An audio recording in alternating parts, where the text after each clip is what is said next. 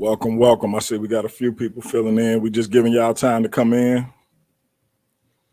The Queen is in the building. We just giving y'all time to come in before we start.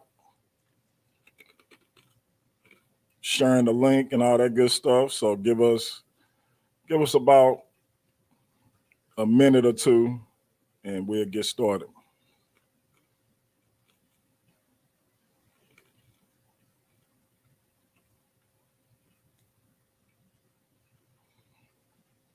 If you had questions for the Queen, make sure you put them in the chat and I'll be sure to try to put them up there.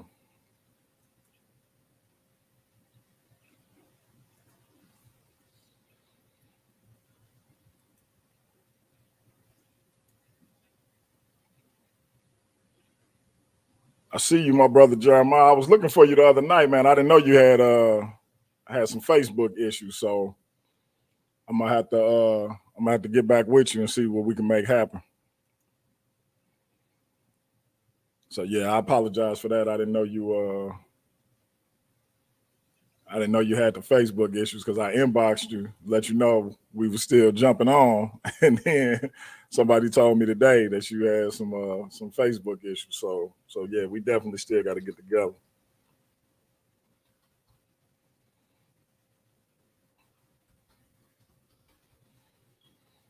See if we get a few more people in before we start.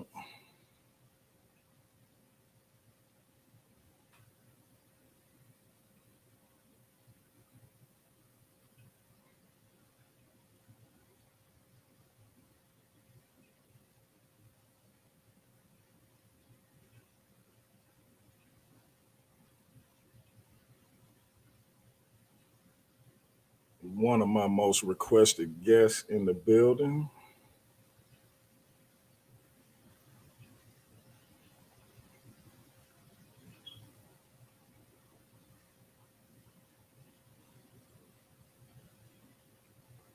Let's see what we got.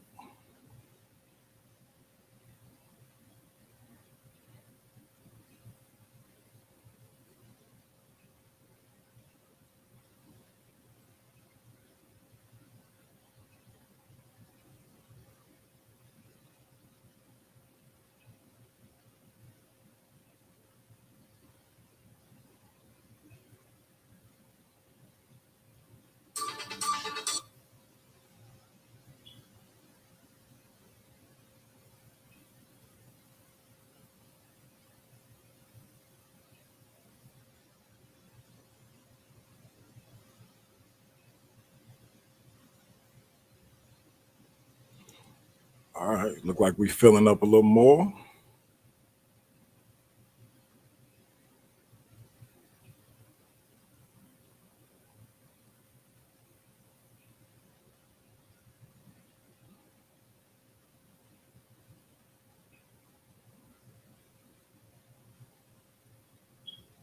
Put out a few more links.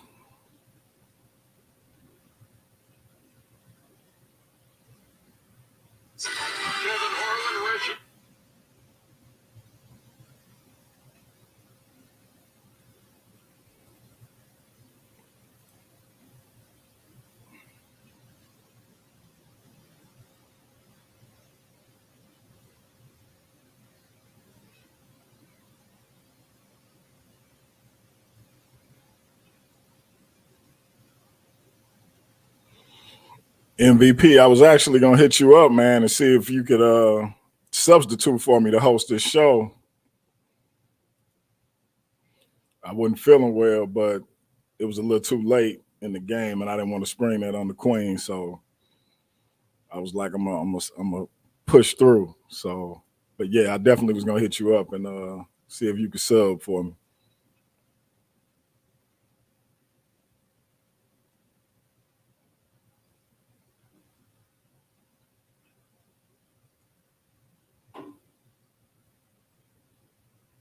Well, I think we got enough people in, my sister. We can get this thing started.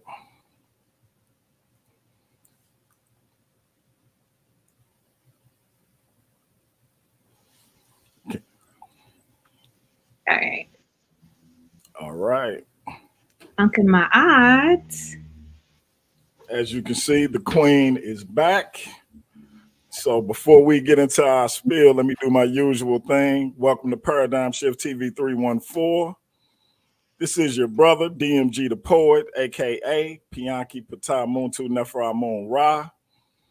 First of all, let me say Hotep to my Kemetic brothers and sisters. Let me say Shalom to my Israelite brothers and sisters. Let me say God bless to my Christian brothers and sisters. Islam to my Moorish brothers and sisters. Assalamu alaikum to my brothers and sisters in the NOI. Peace to my brothers and sisters in the nation of gods and earth, them 5%ers. Say what's up to my atheist brothers and sisters out there. And I want to say Jumbo to the rest of my brothers and sisters throughout the African diaspora, be it here in the wilderness of the United States of America or beyond. And y'all know I say that greeting for one reason and one reason only. It's because if you black, I'm with you, and I hope that you're with me. Our different ideologies should not keep us from uniting, and we can have unity without uniformity, and we can disagree without being disrespectfully disagreeable. With that said, my queen, welcome back to the show. Ankh and Ma'at. Peace, greetings. I'm like, I have to take notes. Like, what was that last one again, real quick? Like, well, how do you? I have remembered 2 seconds ago, and you got all this stuff committed to memory. That is very, like, just Yeah. never. It's very never.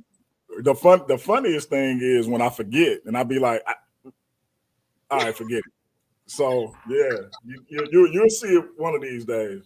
Oh Lord. So I guess I'm gonna start out and just say hello to everyone who is here, who is present, who bared the weight of the day. Looking forward to hanging out with us this evening for this conversation and just in general communing together. I think it's very important for us just in general. And I think that's one thing about your platform that's amazing is that it is positivity. Like there are a lot of people that are just like, oh, we just gonna argue and this, that, and the third. And one thing when it comes to nation building, like we all have to be able to listen to each other. I don't care if you don't agree with me, that's fine. But so long as we can respectfully just listen and hear where each other is coming from, what's most important is our upliftment for all of us. So it's all good. It's peace. So, excuse me. Yeah. Definitely. I'm just like, look, oh, you got your little scrolly thing. Okay. Like, I'm trying to work on getting the the presentation a little more aesthetically pleasing. I like it. I like it. So, but, matter of fact, put your cash app in the private chat, and I'll put that up on the screen as well. Okay. For those who want to support the queen, I'm gonna put our cash app up. And I very much appreciate it. I think it's very interesting that, or at least the transformation of just the conscious community as far as we are a little more willing to be financially supportive of each other. And, some other may not necessarily like knowledge should be free, but just the reciprocity, the ma'at of, coming and sharing the energy, sharing the time, because you're taking time out, out of your life. I'm taking time, we take the time to do the research, put the stuff together, and this, that, and the third. So if it's for not just the knowledge, but the time, the respect that we give each other, I just think that's very, like, I just can't get over how much we have changed, even just within the past 5 years, within the conscious community in that regard specifically.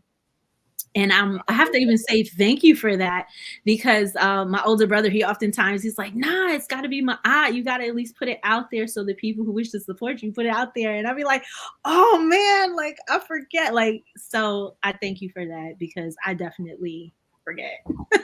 Absolutely. We gotta make sure we throw it out there. I mean, you may not get a hit or you may get several. So, but we'll never know if we don't put it out there. Very true. So, yeah, brother surprised me. He texted me. He was like, DMG or brother Pion. He put both in there. He was like, I just want you to know, man, I donated and let you know I appreciate everything you're doing, bringing the people together and XYZ. And I didn't even get a notification from Cash App. I looked in there, the brother had sent me $100. I was like, woo! Bro, I appreciate it, bro. I'm sending you a free T-shirt. so yeah, you never know who you might inspire to help you out, and who your information may help, or whatever the case may be. So, well, I'm very hopeful that it is helpful, or at least just kind of just spurs a little more thought. I did see one of the comments earlier, and I'm like, low key, like, oh damn, straight to the heart, so fast. Like, we haven't even been here that long. And it was it was like something like Kemetic, something is kind of pseudo sounding. I don't know where it is. It was up in the chat somewhere. And I was like, dang, I didn't even get a like good evening, hi, hello, like ouch. And I'm sure that it was, it's all just so now that I see who it is, it's my boy outside the cube. You ain't even got to worry about him. I kid you not. If he one of the people we let in for questions, he gonna be asking for your number. So ignore him. I guess you didn't have any tea, so but I peeped game. I had no tea whatsoever. No tea. Yeah, Cube a character. So, but yeah, that's my man. Okay. Everything pseudo to Cube, except for what he followed. Okay. Well, hopefully, with the conversation, actually, I think I would be interested to hear the reasoning, but not at this juncture, not yet. Gotcha. Get there. So I think I'm gonna go ahead and just get started and jump in to the presentation. So this is the first time, just in general, for those who've seen previous things or previous times that I've come on, that I usually just have a big notebook full of notes and I just be talking and talking. So this time I'm like, no, we're talking about the actual wisdom text. So I should have some writing, like what kind of sesh, what kind of person who fancies themselves on trying to do the best they can. And I'm not going to have any physical anything to show. So hold on. Let me see. Really. Make sure I got the right one up there. Let me see. I'm like, see, Cube already trying to get on your good side. No, that's it. I'm like, maybe I spelled my own name wrong. Not for nothing. He said it said no results found. No, it's there because you can't even see. But that's it. Yeah, find the Cube. I'm like, that's definitely it. You ain't getting the number. You're not getting the number, Cube. I know what you're doing. All right, in that case, if that's the case, let me put my Cash App away. I'ma just be quiet. I'm just messing with him, but yeah, I'm ready when you are. Let me know when you're ready for me to share your screen. Okay. Yeah, you can share it. All right, and I'm gonna mute out. Okay. So, like I said, if I have any questions, I'll just chime in. But otherwise, I'm gonna let you rock. I'm waiting. I look forward to it. All right. Okay. So, hi, hello everyone. Ankh and EnMaat, so tonight we're going to be talking about how to apply ancient Kemetic wisdom to modern living. So I am a very visual person. I am a visual learner. So again, I tried to have some visuals for today. So for those who never seen me before, don't know me or anything like that, my name is Menyet for short, but my full name is Menyet Ankh and EnMaat Menta. I fancy myself a Kemetic blogger. I am a professional educator by trade. I do teach in high school, much to some of my students' sadness. But so that's what I do in general by day. the whole purpose of my blog, my platform, is to just kind of show what it looks like to be a Kemetic practitioner as an everyday person. Oftentimes we see Kemetic people, but they're always like, I'm a priest and like I levitate and I do yoga for 15 hours and all this stuff. I'm like, I go to work, I get mad, I get road rage sometimes, and I'm still a Kemetic person. So I just really wanted to show what it looks like and just kind of also chronicle, because again, the ancient Kemetic were all about documentation, writing it down, leaving, wisdom for the next generation, the Hemamentu. So that's essentially what my platform is about. So I have blog, I have the Instagram, I do study sessions every Thursday at 6 p.m. Eastern Standard Time, where we read different texts and just try to talk, converse together. So those videos end up going on YouTube. I have a couple of other videos over on YouTube. And then we have a private group over on Facebook, which is called Kemetic Living in the 21st Century. So that's a little bit just about me and who I am, and I guess why I am. So for this evening, I wanted to break it up into 3 sections.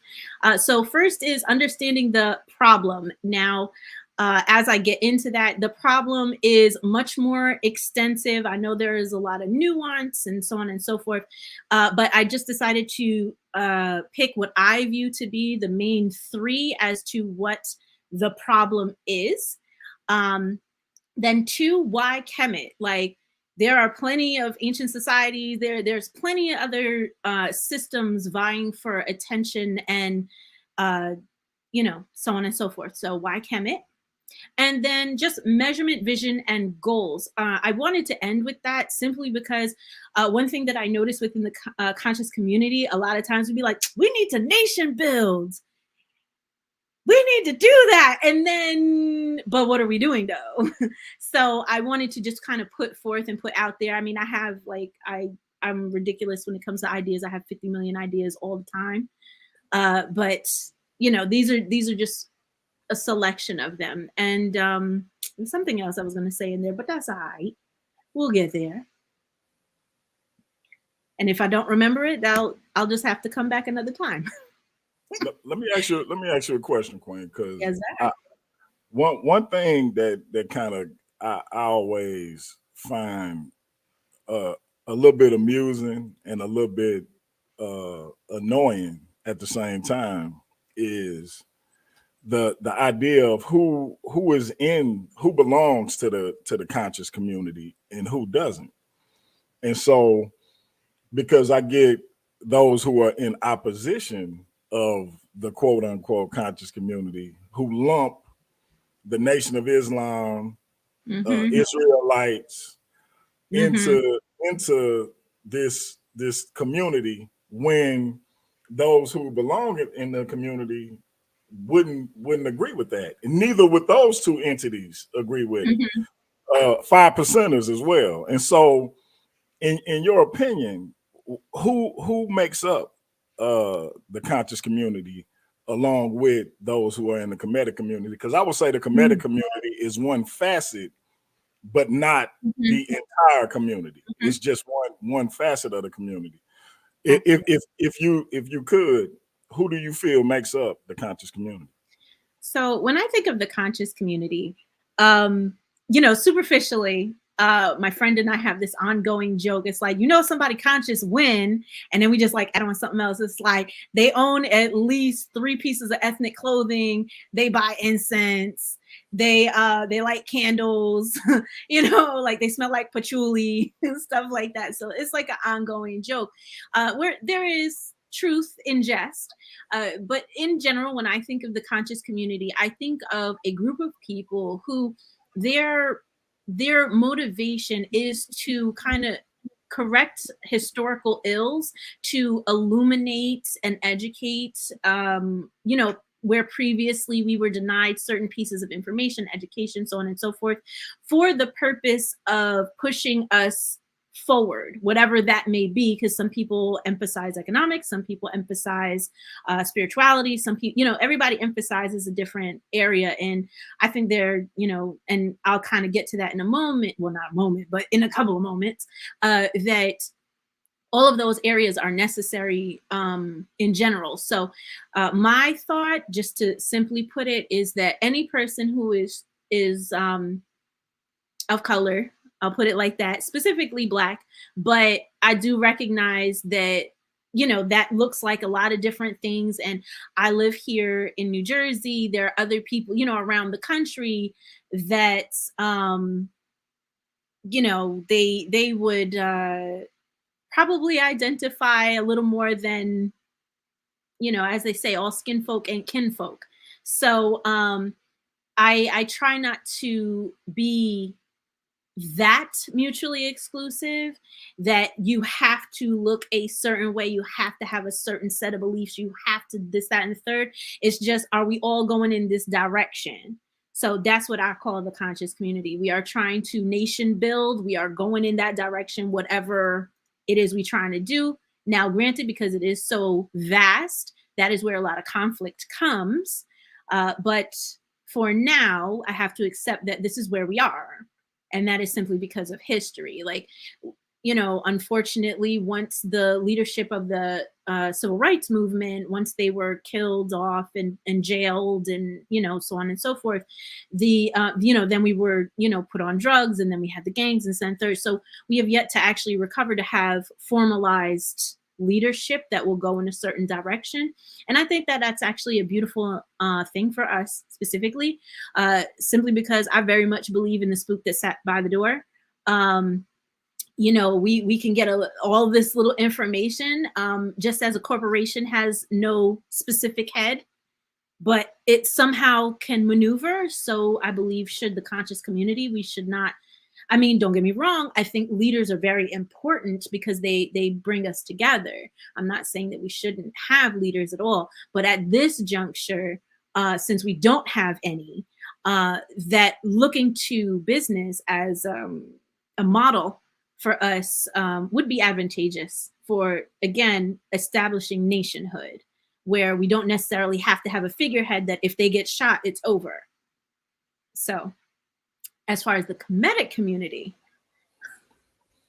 you had to get on me a couple of times on this one, because some stuff that I be seeing just grinds my gears.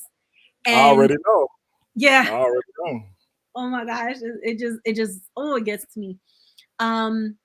Because oftentimes, like, I'm not gonna lie, it even happened in class today with one of my students was repeating some nonsense that, you know, clearly comes from social media. And I'm like, okay, chill out. They're yay of like 16, 17 years old. And this child was like, y'all just mad because you ain't as woke as me. I was like, if you don't shut up, please stop talking. Oh my God. Because he was saying the most ignorant stuff. And I was like, okay, this is why you here. This is why you're allowed to talk in class. So this way you don't go out in public talking about this nonsense right here. But it was an interesting time. But anyways, to get back on task, when it comes to the Kemetic community, my general thought is that any person who studies the Kemetic legacy and tries to take that knowledge and put it forth again for the purpose of nation building, that to me is a Kemetic person. Now, specifically, because of the way I look at Kemet was a multifaceted place that had many different factors going on. You had the scribes. So, you know, in the Kemetic community now, we got the scholars. Like, you know, you're one of the scholars. You bring everybody together. You having conversation, you know, talking about literature, so on and so forth. So we got that. We have the education. We have the politicians, we have the spiritualists or the religious people. I know people hate the word religion. I think, I mean, to me, I get it, but it is, you know, what it is. Yeah, it's just very interesting that so many people be like, oh, ancient Kemet, they didn't have religion. It's like, bro, have you read a book before? Like, Right. what? Like, what do you mean there's no such thing as religion? Like, they had whole papyri about this. Like, what? Like, what you're saying is just, but again, I'm going to get to that. And when we talk about understanding the problem, that's part Right. of what I'm And about to that get into. exactly. And I don't even want to spoil it because I was just about to get into why religion is so polarizing. But I'm gonna let you rock. I'm gonna get there. I'm gonna get there, and I'm sure if I don't, you will bring my attention, and then we will get there. So it'll get there eventually. So, but just overall, it takes all different kinds, and my general philosophy is the idea because I know a lot of people, especially if you're on some of these groups, they'll be on there like, oh, your ancestors ain't even from Kemet, like your ancestors is from West Africa and blah blah blah. And I'm like, yeah, I get that because How could you skip over West Africa? That's what I get all the time. yeah, no, it's I don't understand it. I think it's just illogical, but again, I'll get to that when we understand the problem. Where like one, we understand that the ancient Kemetic, after being conquered, moved into West Africa. So okay, we already have that connection, but at the end of the day, we have um data. We have actual data that says this is where we come from. Now, if a person chooses to not believe that, that's your prerogative, it's your life. How okay. Um, but it's the idea that we can understand our blood lineage and still look to Kemet as an example because look how long they lasted. Even after foreign invaders, even after revolutions, even after all of those things within their history, they lasted for so long. So why wouldn't we, as a group of people, specifically Black African people in general, and I use that when we like either ethnically, bloodline, how nationally, however people, all of them, not just one, not just two, all of that. Um, when we look at that and say, hey, we have been screwed over. Look at history. We had the Ma'afa, we had colonization, we had all of this stuff. Why wouldn't we go back and look at the classics? Because that's what every other group of people does. And I hate Every other group. comparing. I hate comparing. Like you're not gonna see no Chinese person like, oh damn, I don't know what to do. These Europeans just came here and that's it. Like, nah, they always Sankofa. They always go back. And it's like, yeah, we can go back to our bloodline and look for great inspiration. But again, if Kemet lasted for those thousands and thousands and thousands of years, they must have did something right. And why are we not trying to do that? For example, my brother, very, very sharp brother, an actual scholar, says in the chat, look past your own actual people group and tribe and look to the other side of the continent. Now, have you ever heard a European say, I don't want to look at Rome or Greece as an example because that's not where I come from, or those are not my people? Regardless of how great the civilization was, I don't want to look at them as a example of culture or as an example of civilization. Have you ever heard a European say that? I've never we the only people I ever heard say that. No, and I think what's interesting also is like modern Egyptians too will like hop on that behind and they be like, you ain't even from here. And it's I get why they're saying it because let's like I'm not gonna not be in my eye. There are some people out here appropriating. There's some people out here being disrespectful and calling names and all this, that, and the third. That's just not necessary. However, the way they become and be crazy, they already becoming crazy too. But just in general, the idea that well, we weren't dark skinned, so therefore, or we don't share the same phenotypes. So, and it's just like, but there's more what is the word I'm looking for? Not genealogy. There's more I can't think of the word I'm looking for, but there's more DNA difference on the continent of Africa than the rest of the whole world. So for us to be so stuck on phenotype is such an American Western construction that I'm just like, oh my God, can we please? Because again, it's interesting that we can dissect and say, oh, well, race, didn't really exist until the Europeans came, and it wasn't this and it wasn't that. But then now when we go back and look, now we want to subscribe to the racist stuff that we was taught. So it's like, but you can't have it both ways. Like, you can't sit here and say, oh, well, race is a social construction and race was created to divide us and race was this and race was that, and then fight with people on the continent about phenotype, about the mummies looked like this, the mummies look like that. Like, bro, you're getting lost in the sauce. You're getting way too lost in the damn sauce. Like, just we Africans come in all kinds. Like, science tells us this. Why are you stuck on this right now? Like, anyway, that's my 15 cents. And I'm like, I wanted to read the comments at the bottom, and then I couldn't, because I'm like, oh man, if I start reading, I'm gonna be off somewhere. Right, totally. No, I'm just throwing them up there for my sake. You go ahead and teach your lesson. I'm like, dang, I ain't even fully get started, but that's my answer, my long behind answer to your question.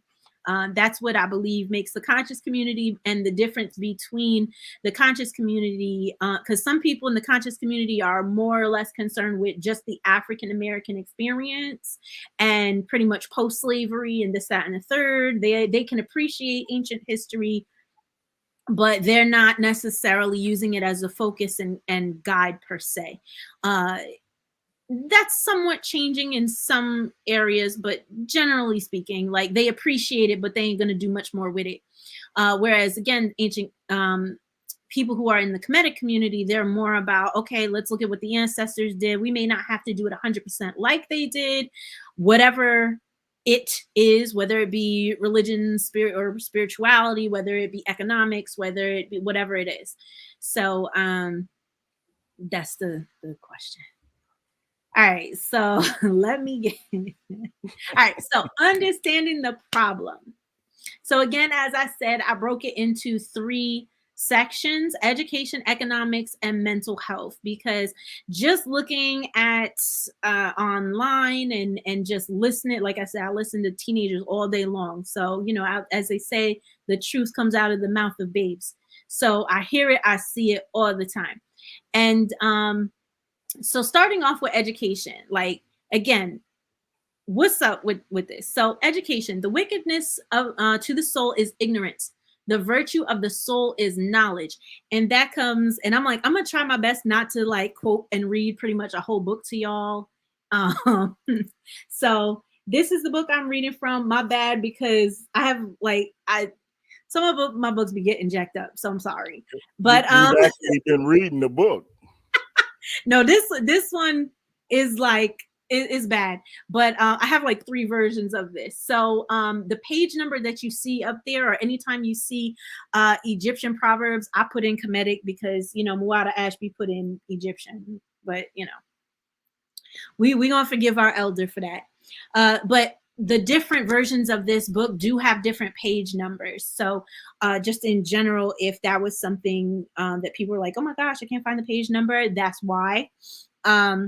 So this specific one I wanted to open with education is just the idea of how much ignorance is going around in our community. And a lot of times when we hear the word ignorant, we hear it and we think automatically like purposefully mean, or just not necessarily the actual definition. So ignorance being people really don't know, and what they don't know, they fill in the gaps by making it up, or they hear something that sounds familiar, so they go with that, or they go with their feelings. And we all know feelings are stupid.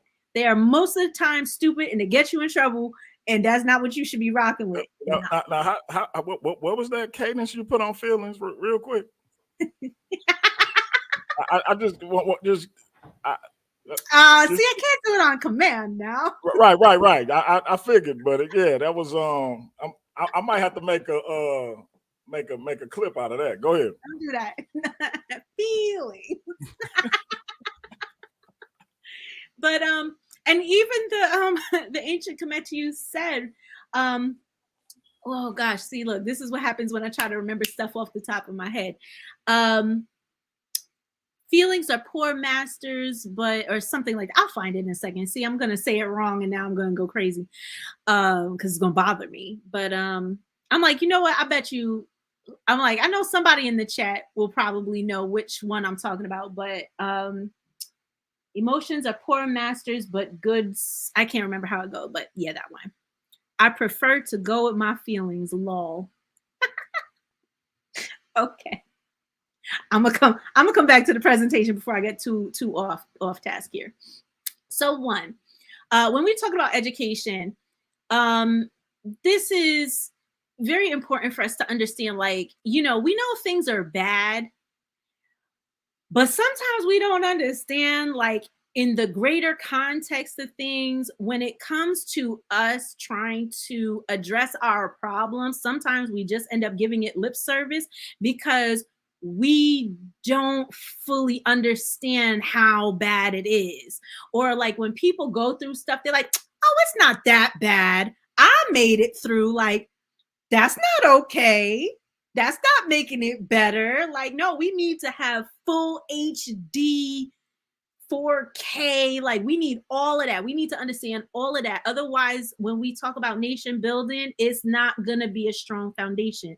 We got to be very, very okay with looking in the mirror, seeing what we see. It's okay to get mad. It's okay to have the feelings, but it's what we're going to do with them. Like, feelings are there to show us something's wrong. That's the alarm clock. That's the fire alarm or something like that. But if you always listening to it, you're going to drown it out eventually.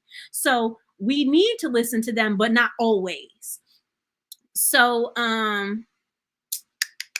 in 2018, nearly 1/3 of Black students lived in poverty, compared with 10% of white students. So when I get to like mental health and stuff, I kind of want to talk about that a little more, but that's a big deal. So, kids coming to school and not having food, kids coming to school not being hungry. And being hungry, not being hungry, not being able to concentrate, living in poverty. You have all these other socioeconomic things going on that is preventing one from being totally open to what it is they're supposed to be absorbing. Let's not even get on to, not having proper nutrition and proper brain development and all that other, stuff that goes along with that. Because we're not having the right nutrients, because we can't afford proper foods, blah, blah, blah, blah, blah. So the percentage of Black students who lived in households where the highest level of education attained by either a parent was a bachelor's or a higher degree was 27%. Like, a lot of times people say, oh, no, we out here, we're making progress. Like, yeah, we made progress for 27%. That's still low. And this is not to say that education is only getting a degree or a diploma. That is not what I'm trying to say.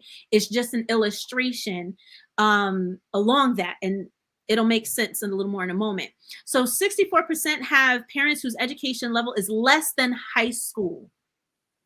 So if a parent is not emphasizing necessarily education, they can't support their child educationally, they don't know what's going on, they don't have a good relationship with education in school themselves, it just kind of continues to repeat itself. So more than half of Black folks in this country having children have less than a high school diploma.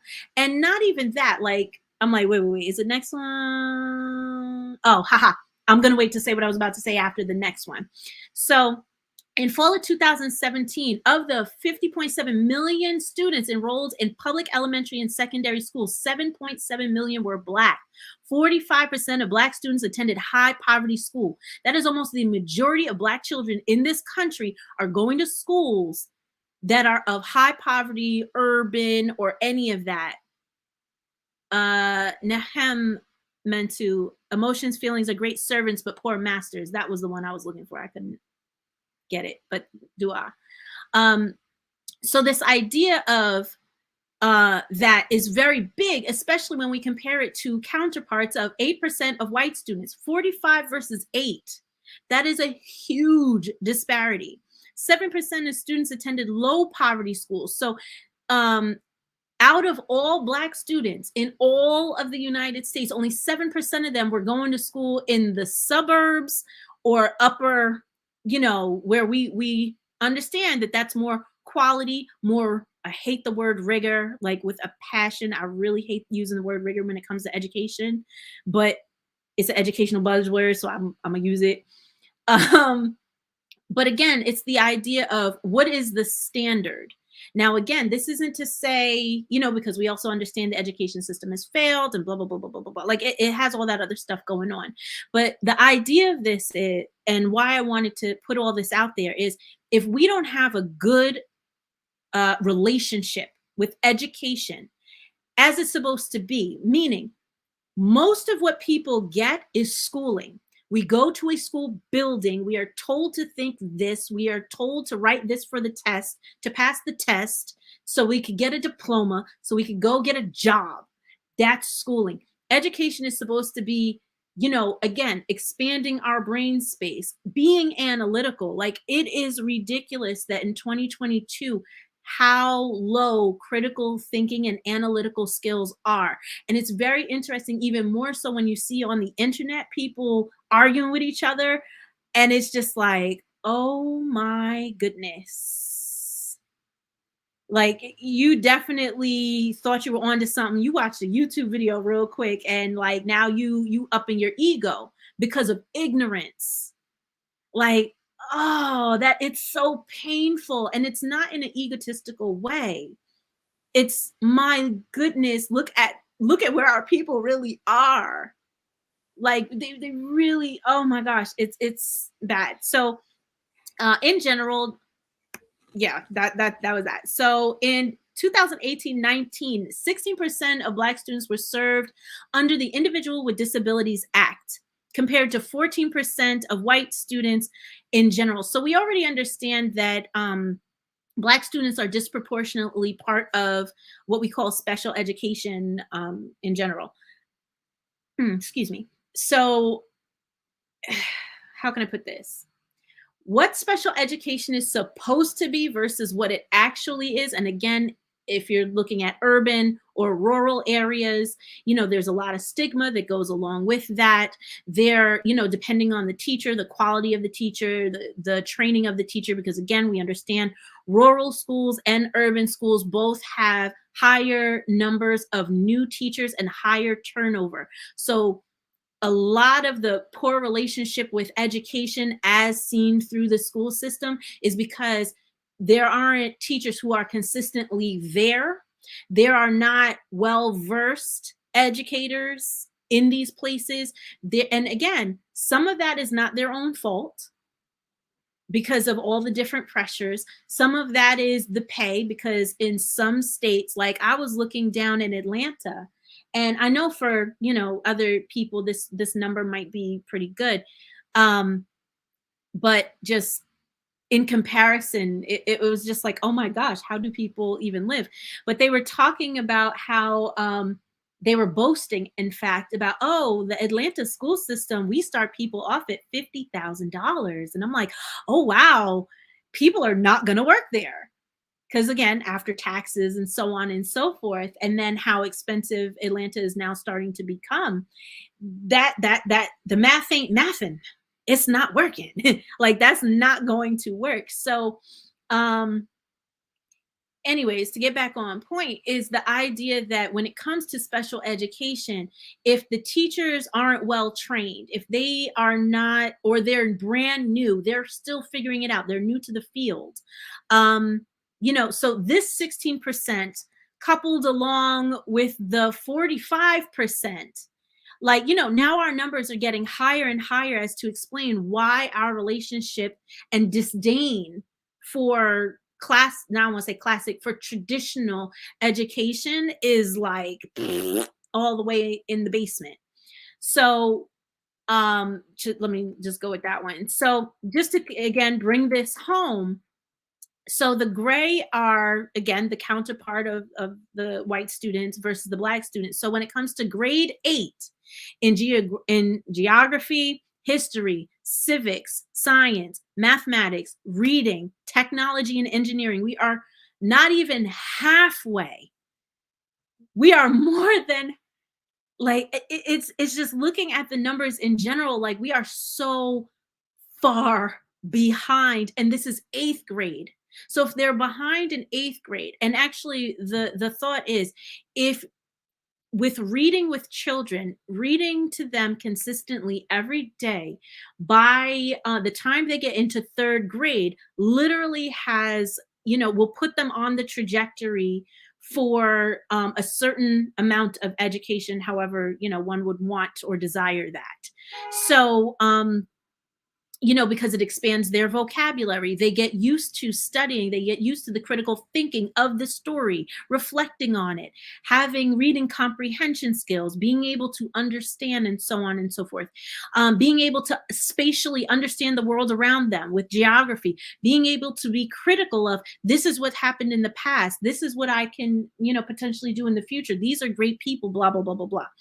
Civics, being engaged in politics, understanding, having a desire to understand politics. Most time you say politics, people be like, oh, it's corrupt, I hate it, ew. And then totally tune it out. They don't even want to be involved. And it's like, I mean, okay, I get it if you don't want to do the national thing, but what about your local? Like, you don't get involved with your local school board, the people who are making the money decisions about your children's education. You don't get involved with approving the superintendent. You don't do research on your superintendent and the type of policies they're going to put your child through.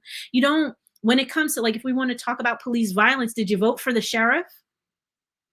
Did you vote for the mayor? Did you vote for the controller?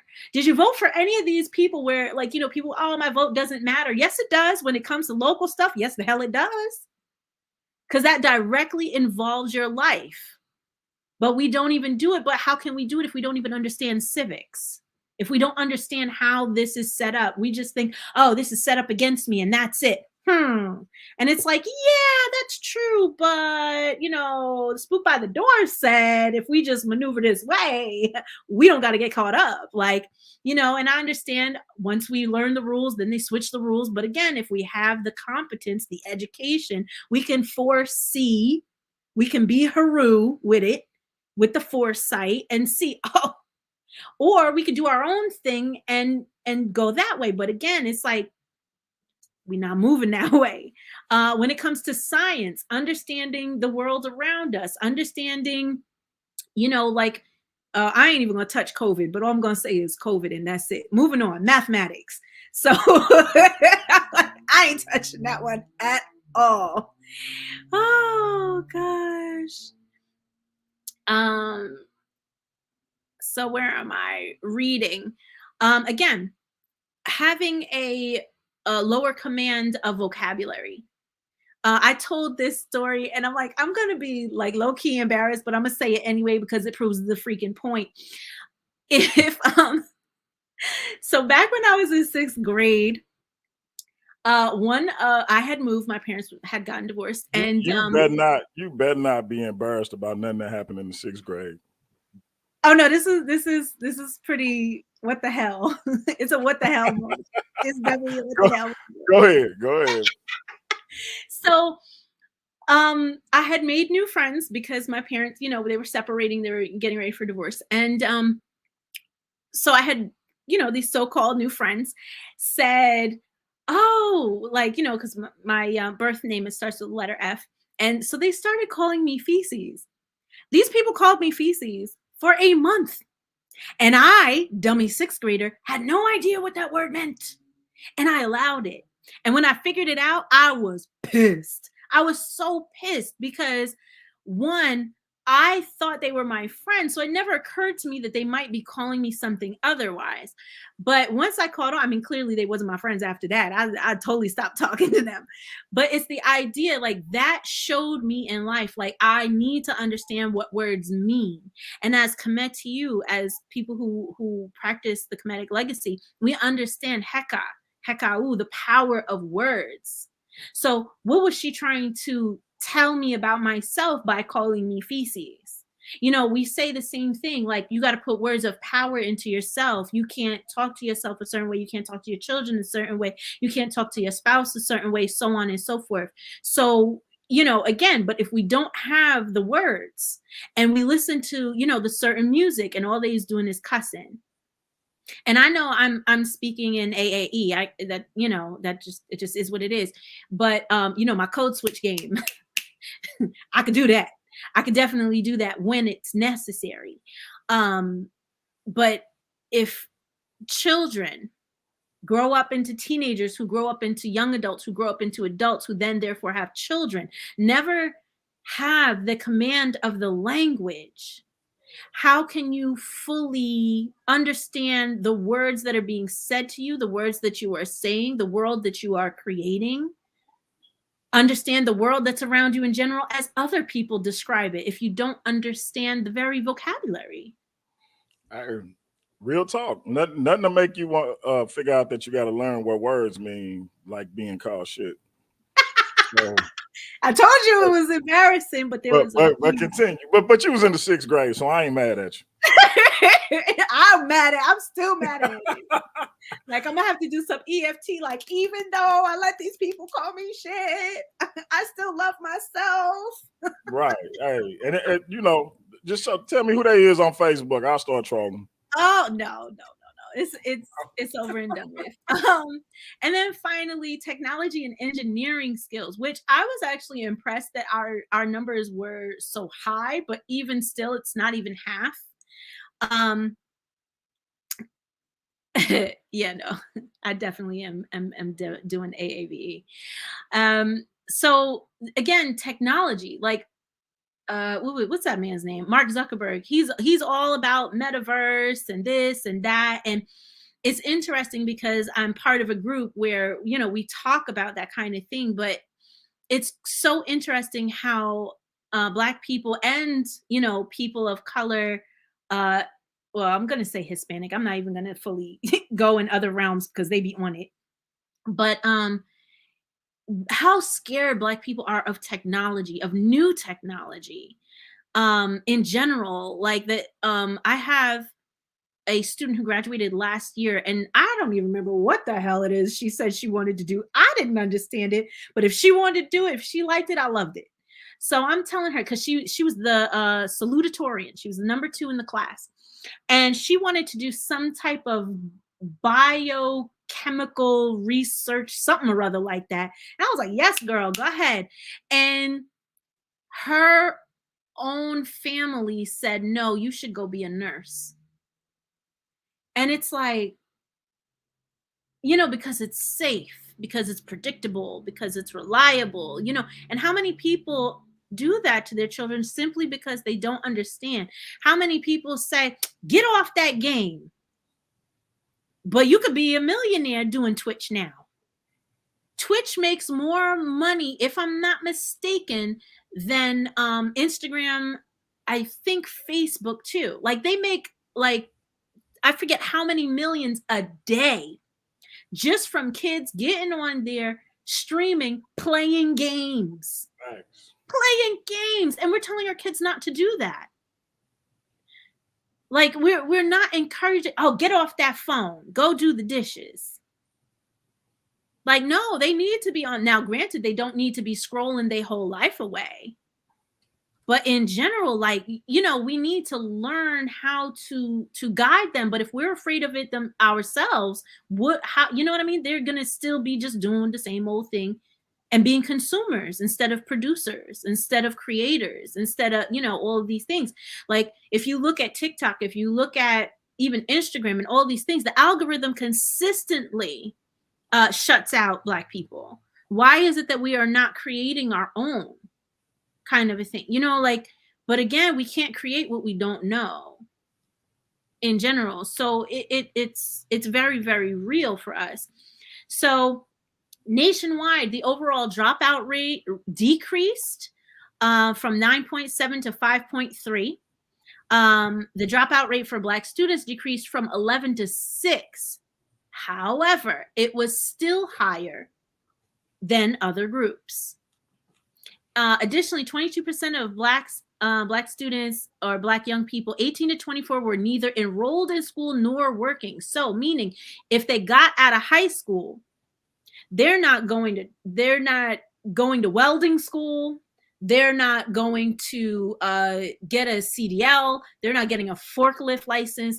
They're not going to college. They're not going to university. They're not going to real estate school. I don't care if it's tech school, nothing, none of that. Our kids are not progressing in general. What are we doing? And again, if they're not progressing, what's up with the adults not pushing them or guiding them? So what's up with that?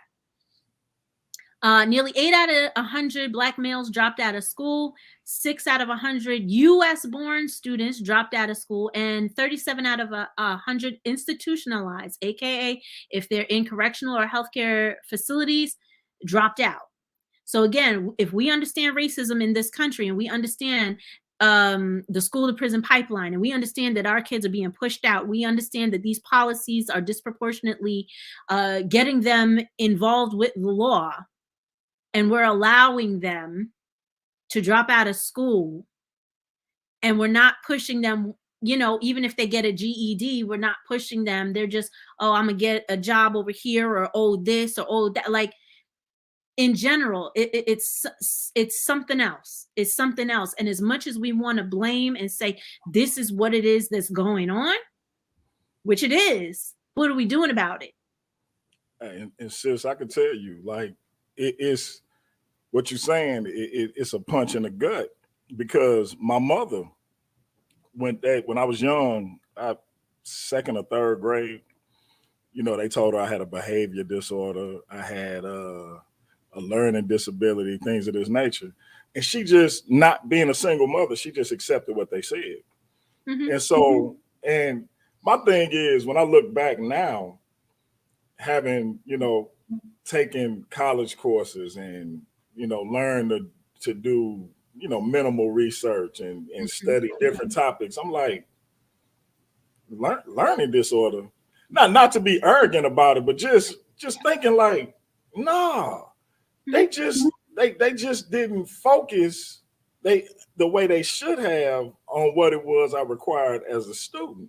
Mm-hmm. And so, and my mother not knowing better, she just kind of like, okay, that's what it is. Go ahead and put him over there with these kids. And, you know, me and these kids, we all had chips on our shoulders, and we kind of went through school like that from that point on. And so I feel like if more parents kind of push back and try to get at the root of what the issue is, we'll have less of those situations. But because life and different systemic things, we do just kind of let it slip through the cracks. And not for nothing, like I believe in, I don't know, you can't believe in something that is a thing. It's a thing. It's real. There is a need for special education. And again, when I get to the latter part, I think it'll come back full circle and it'll make sense. But when a lot of times we will say, I can't think of no other way to say this. Sometimes we give white folks more credit than they really need. Honestly, where there is this idea of, you know, we are like, oh, you're aggressive, so you must have a disability, or you're emotionally disturbed, or, you know, they're quick to put that label on you, but that's not always necessarily the case. Maybe some kids really are emotionally disturbed, you know, but we don't want it because, oh, well, you know, they're just trying to do it to my kid. And I'm like, nah, your kid punched a hole in the wall like a couple of times this week, and you know, like gotten a couple of fights, like, you know, but sometimes we really are in denial because it's like, oh, well, me as a parent, what did I do? What's wrong with me? And it's like, bro, it ain't about you. It's about helping the child. And so many times have I seen situations like that where it's just like, no, this kid is having challenges that need to be addressed, because special education is supposed to be, now, again, I can't speak for all states, but I know federally, children are supposed to be in the least restrictive environment. So that has changed. And I think that's one thing that people don't recognize, is that since we have been in school, things have changed. It's not like when we was in school. So to go at it like that that ain't it. So children are supposed to be in the least restrictive environment. So I have a couple of students that have autism. They're in my class because their specific diagnoses, they just need a little help here, a little adjustment here, a little adjustment here. Unless it's something that is so severe, but like parents can legally sue school districts if they just take them and put them in some special class in a closet somewhere. Like that is not legally okay, but do parents know that? No. Parents, like we also have, what's it called? Parent advocates. Now each state, you would have to look it up, like how to get to it, but you have people who are legally trained that you could get for free to go in there and argue on your behalf. But again, if people don't know that, they just kind of feel powerless and disempowered. But again, that also comes from not being educated, not having the wherewithal to not wherewithal, because I don't want it to be like I'm blaming people. Ignorance is ignorance. If you truly don't know, you don't know, and you can't help that. But not saying, hey, let me look into this a little more, kind of a thing. And again, that causes problems and where situations where children can get just thrown into something. So again, it happens, but there are things out there now that didn't exist back like when we was in school, where we can do better by our children, but also not have to be in denial that something's up. And it's getting in the way of their education, whether it be an emotional thing, whether it be an intelligence thing, like a brain damage, whatever it is, we can handle it. But if we don't want to talk about it and we don't educate ourselves about it, what are we doing? So, all right. So this is about dropout rates. I want to, kind of keep pushing. So in general, the high school, where am I looking? National adjusted cohort graduation rate. So essentially what that is, for people who don't know, it is students who enter 9th grade and graduate on time. That's what that means. So you graduate with the group you came in. You didn't get left back. You didn't have to do all that. You graduated on time. Black students are below the US average. We do not graduate on time. We get left back way more often. We have to go to summer school way more often. Now, some of this is the system's fault, absolutely, not having enough teachers, having substitutes all year, having not having enough materials, falling through the cracks, blah blah blah. All of those things are very, very real. But at the same time, when parents will say, oh, how did you end up in summer school? Oh, I didn't even know. You tell me you ain't asked for a report card? Not one time, not at all. You didn't know? Like, report cards ain't changed. That ain't changed since we've been in school. So it's just interesting, the dynamic of like, and then at the same time, are the teachers calling? Are the teachers making you aware? Are and if they're not, you have to say, hey, you got to be that squeaky wheel. But again, like, that. So kids aren't graduating on time. So if we went after high school, so we already said between 18 and 24, we have a big group of young people who are not doing any kind of educational training. When it comes again to that same group, college enrollment is between 31 and 37%. However, when it comes to young men, the rates were a little higher. So it's gone up. Okay. Yay. We're acquiring more debt going to college. Woohoo. Yay, debt. So, but in general, our numbers are still not proportionate. And again, if we're saying depending on the degree, now every job does not necessarily require a degree, but if you want to be a brain surgeon, you're going to need a degree. So just in general, what are we really pushing our youth to do? And what does that say about us, the adults, in general? And then even more, the idea of, even if our young people are going to college, they're not staying in college. or university, whether it be community college, whatever it is, the kids aren't seeing it through.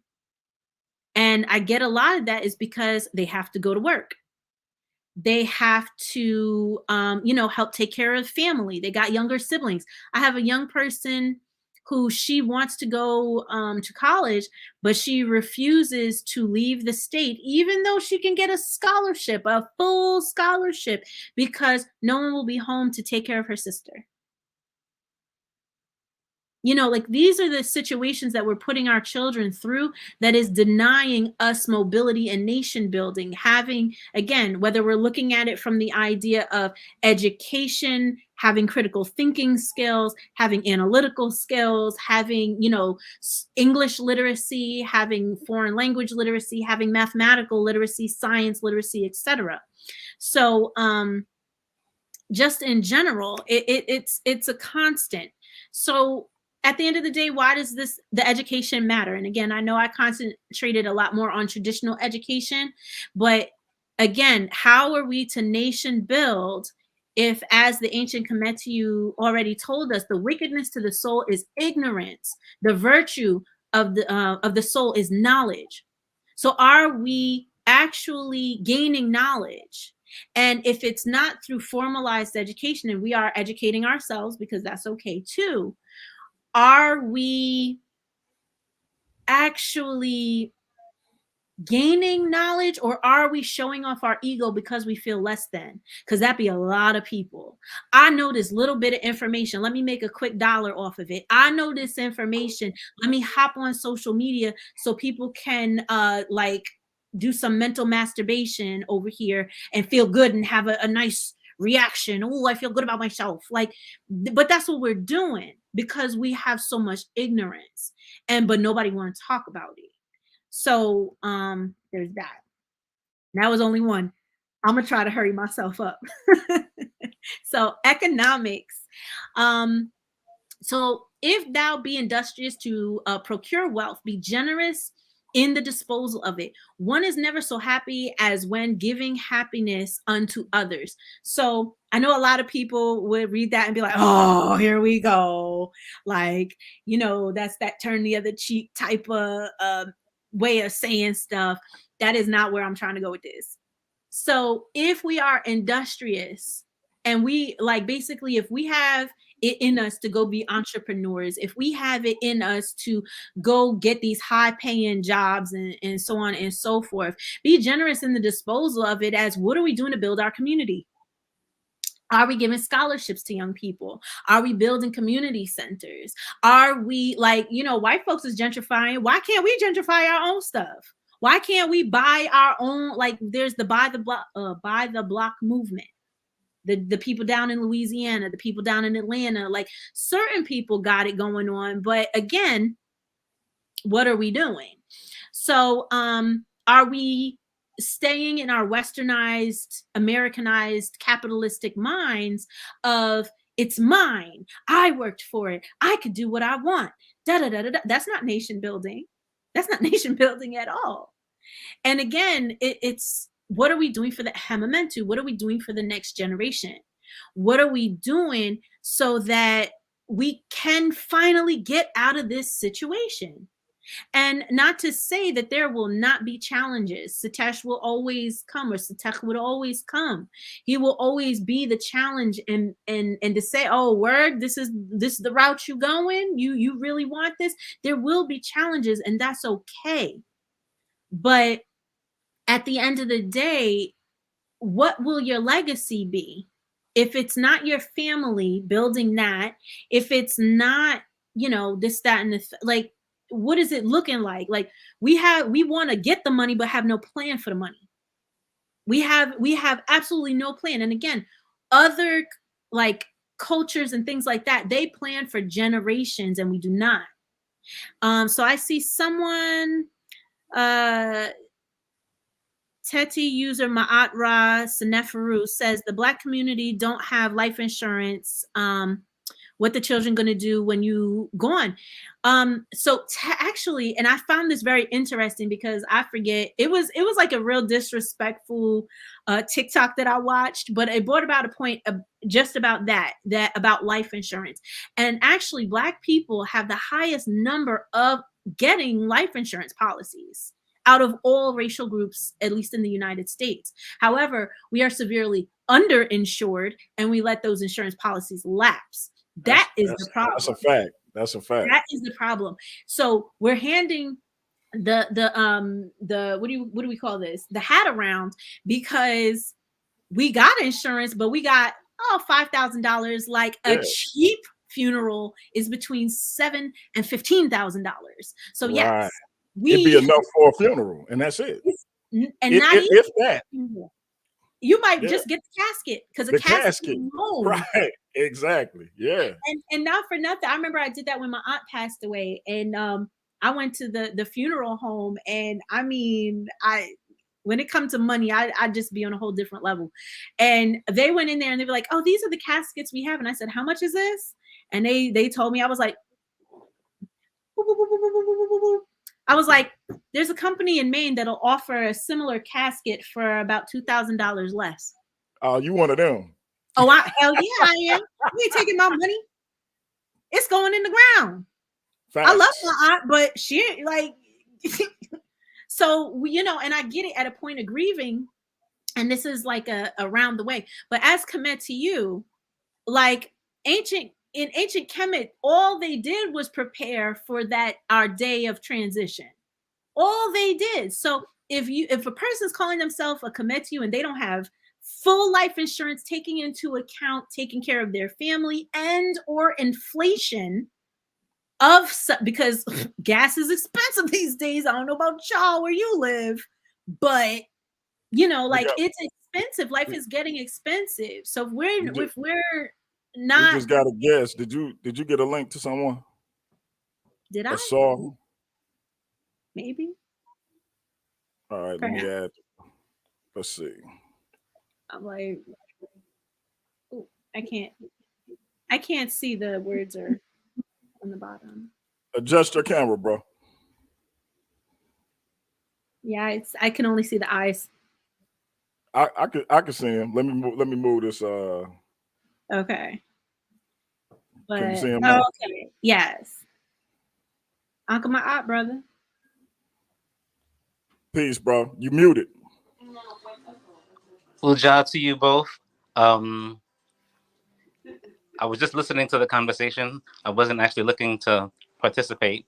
I just wanted to hear the dialogue that you both had with each other. Okay. I thought. Okay, my apologies. I thought the Queen had sent you the link for a reason, but I'm still learning, so I might have did it inadvertently. I apologize. No, it's all good. It's all good. Okay, bro, I'm gonna let you listen. I'll put you back in the back. But if you had questions afterwards, stay back there, and then I'll just pull you back in for the questions. Appreciate it, and thank you for the invite. Thank you both. Absolutely.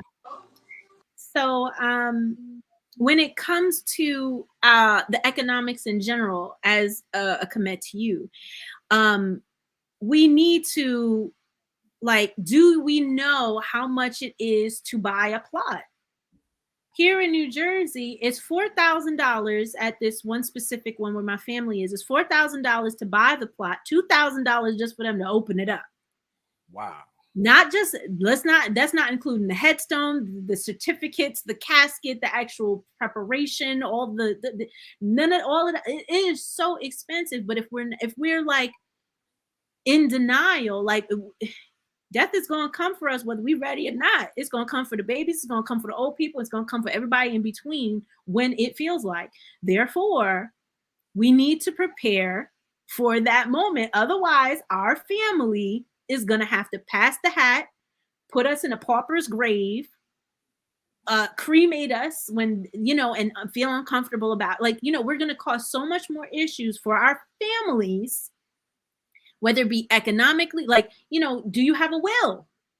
How many people don't have a will? And then when people pass away, everybody fighting, all the sisters and brothers fighting, messing up the whole family.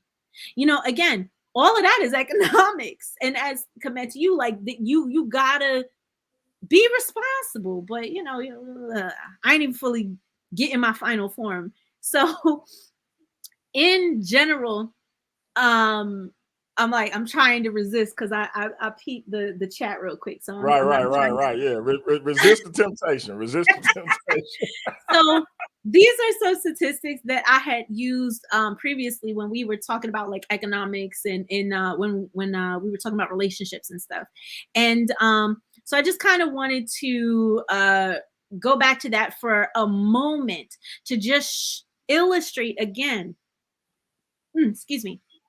When it comes to us, and mind you, these are older statistics. So like this is from 2017, this is from 2019. However, they were the more complete numbers that I could find. So I understand that they are not, 100% accurate. They're dated. So please forgive me for that because I couldn't find any, more updated ones. So per capita income is $22,175. That is gross. That's not even net. That's gross income. We are broke. We are poor. We are in poverty. Like if that's the average. So a male full-time earner out of 6 million so-and-so men, the median earning for men was 40,000. Again, gross, not net. And females, 35,963 gross, not net. So in general, if we're looking at these statistics and we understand one, we have a lot of single parent households, and that goes on both sides, whether it's a male single parent household or a female single led household. But the whole controversy on social media these days, like, oh, I don't want to give child support and blah, blah, blah, yada, yada, yada. Like, again, what are we doing for our families? What are we doing for the nation? If these are the kinds of attitudes we're having, because we're not looking at the bigger picture, because what are we doing? Listen to our feelings. That's some feeling stuff over there. That ain't logic. That's not your highest and best self. And I would like to think that, as people who are aiming to be committed to you, that's where we're trying to be. So I'm just gonna leave the statistics up there for a moment before I continue on. But again, this is why I said we really, really have to be willing to look at the mirror and understand it's way worse. Like our cognitive dissonance is real because we don't think it's this bad. It is this bad. Well, it can't be that bad though, can it? Because we got Oprah, we got Jay-Z, we got Tyler Perry. No, they ain't paying me. They hanging out again because that's very interesting because oftentimes, and I will say this to my students, they just because they are Black people, they are of a different social status, right? And that's what people don't understand. Yeah, and they are gonna rock with the social norms of that social class. And I always show them that video from a couple of years ago when Blue Ivy was bidding, I think $40-something thousand on a piece of art. Okay, we don't live in that world. When everybody was mad about Nas and Khalees and how much she said she needed for child support, and they were like, "Oh, that's astronomical! Oh my God!" And I was like, "These are rich people problems. This ain't necessarily a Black people problem." And I get it because I don't know all the details. Maybe it was astronomical. Maybe she was being petty. All of that stuff is well within the realm of fine. I get that, but me, a wage earner, being able to tell someone who is wealthy, who has a financial planner and person who can take care of their money, how to spend their money. Like, we don't live on the same, we're not in the same. Right. Like, I say he in the upper echelon, he sure the hell is when it comes to that money compared to the rest of us, especially according to these statistics. Like, just because we could go to the outlets and buy a cute belt and a bag, like that's not even rich people behavior.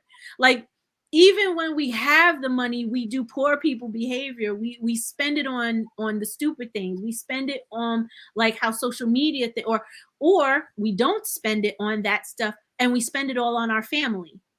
oh, I gotta help my cousin. Oh, I gotta help mama. She's gonna lose the house. Oh, this one's gonna get kicked out. Oh, when you're the responsible one, everybody come to you because, oh, you got it. Oh, I'll give it back to you. Oh, if you don't give it to me, that ain't real family. That ain't, then we start doing those kind of games. So I guess on the positive side, our economics have progressively gotten better since the 1990s. However, you did it too soon. However, I'm hearing that Jersey accent a lot on this show. I'm so sorry. I know, it's all good. It's all good. So we went up in general. However, in 2020, the average median income. So the last statistics that we saw were 2017 and 2019. This is 2020. So the average income was $45,870. However, then we look at the white people and it's $70,000. It's still not our progress is still not enough. And unfortunately, people don't want to hear that. People don't want to look at that. People don't want to think about that because, they're going to take it personal, or they're going to take it to anger and be mad and stay there. And again, the emotions are cool. It tells us something's wrong. But if we sit there in it and don't do nothing about it, shame on us. So, essentially, why does this matter? I hope I don't need to really explain why this matters. Like, I'm going to just let Rihanna say it all. Let the billionaires say it all. So then finally, we got mental health. Uh-oh. So as a rock on the shore, stand firm and let not the dashing of the waves disturb you. Raise your head like a tower on a hill, and the arrows of fortune drop at your feet. In the instant of danger, the courage of your heart will sustain you, and the steadiness of your mind beareth you through. So just in general, for those who don't know, this is what we call I'll say a heart capper or a heart scarab. So when we died back in the day, the brain was like, who cares about that? Throw it away. Your intelligence, your wisdom, your life was recorded in your heart. And this was, the amulet that was to protect your heart. If we want to go the whole religious, spiritual, route, that was its function, because the idea is, and when we get into the 42, it was supposed to protect. So, when you saying something and you like, ooh, that's not 100% true, and it comes out in your body language and you make a little face and your tone of voice goes up a little bit. The heart scarab was supposed to protect your what was left of, I guess, your humanness, if you will, so that your heart will not betray you. So, or again, that's what it was thought to do. And every person's was different and inscribed different with, because again, people have different vices and needing protection from different things. So, the reason why, again, I said that for mental health is because when we're upset, oh, my chest is tight. Oh, my shoulders are tight. Oh, like when something's not it, people might have headaches, but oh, my heart aches for them. Oh, we still kind of talk about the heart. Right. So all right, so African American adults may develop post-traumatic stress disorder. Now, we ain't even talking about post-traumatic slave disorder. We're talking about regular post-traumatic stress disorder. So we get it it is purported. Why? Because there haven't been enough studies. It hasn't been worthy enough to be fully and completely studied. But it is thought African Americans, and the ellipses in there, or the ... is in there because it said, and Hispanics, Hispanic peoples, may develop post-traumatic stress disorder at a higher rate than white adults. And the clinical cause of the PTSD in these minority groups is very, in general, they don't get classified. So we're not being aware that this is a thing. So one factor that can contribute to this is socio-cultural factors. So ain't nothing wrong with me. I'm fine, because, talking about mental health makes you weak. Racial stressors, experience with discrimination. We could all talk since Trayvon Martin to now, we all went through it. We all mentally, emotionally went through it, watching what happened to our brothers and sisters, dealing with what we deal with the microaggressions at work, dealing with what we're dealing with, watching TV every day, listening to these politicians talk, listening to these so-called celebrities talk, listening to the fake tears. Oh, I'm so sorry. Please don't cancel me.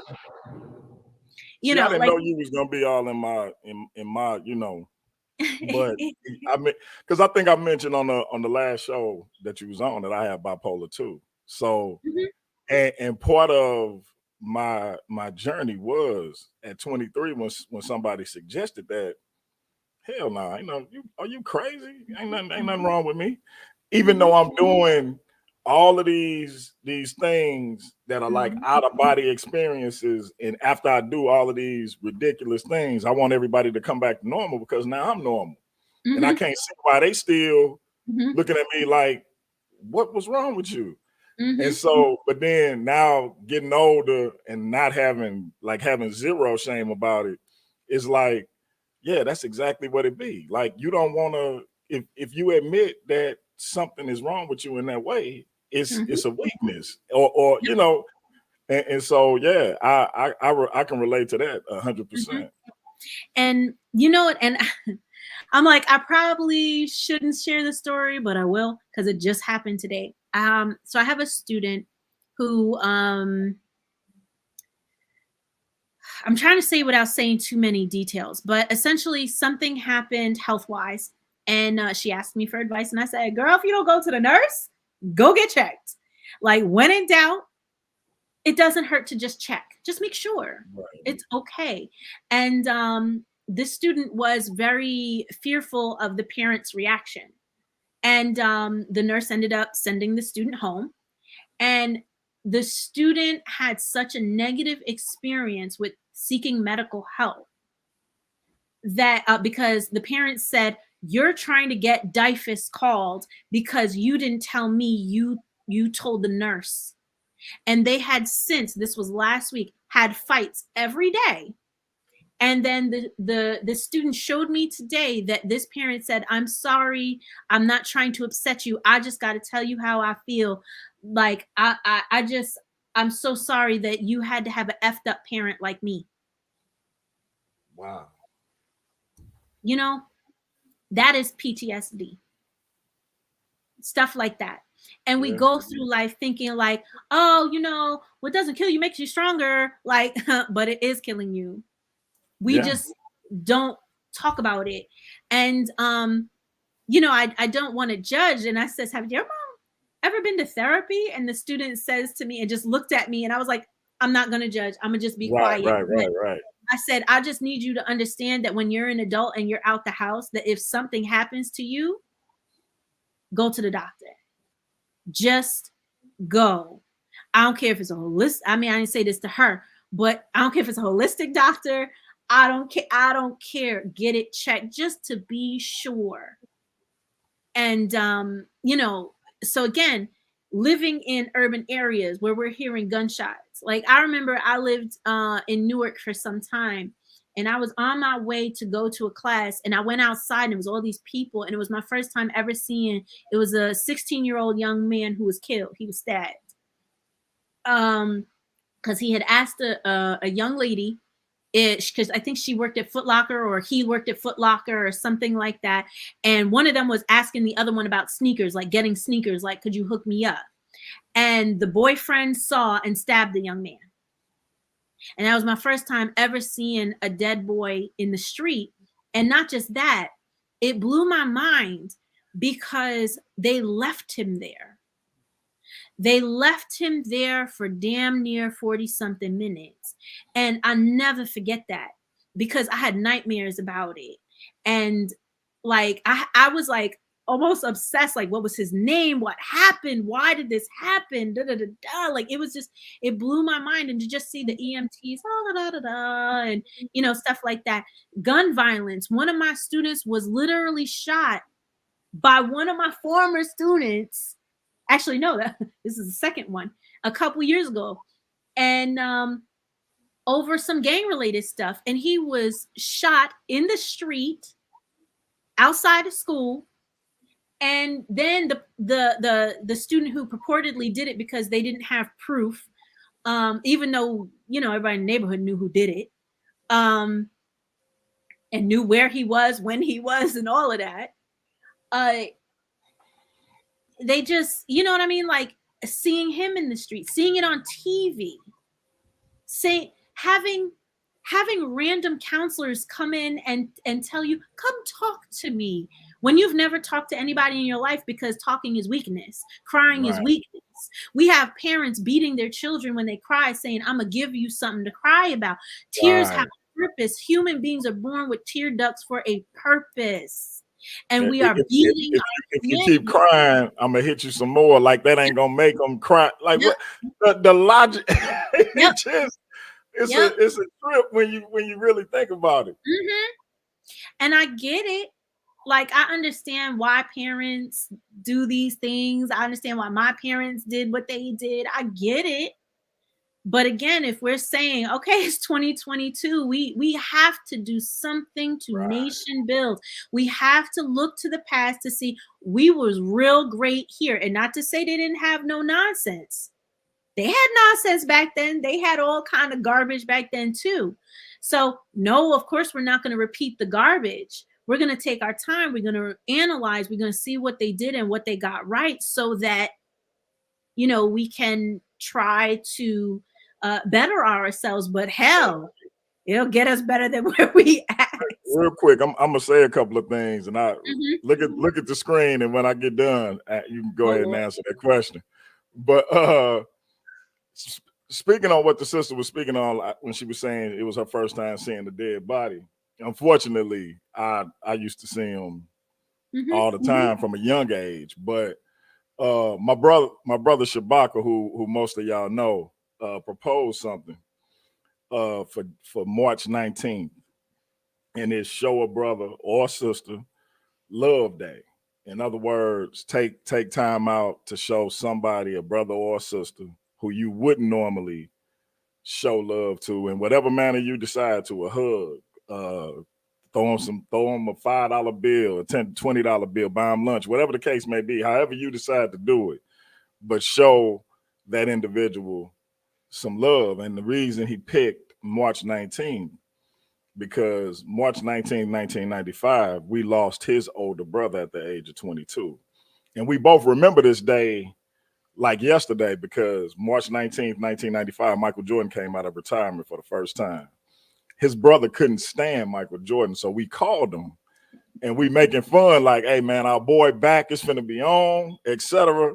And we talked for probably about 45 minutes, and we all went our separate ways. I went to work, Shabaka went to work, and then later that night, I got the call at work.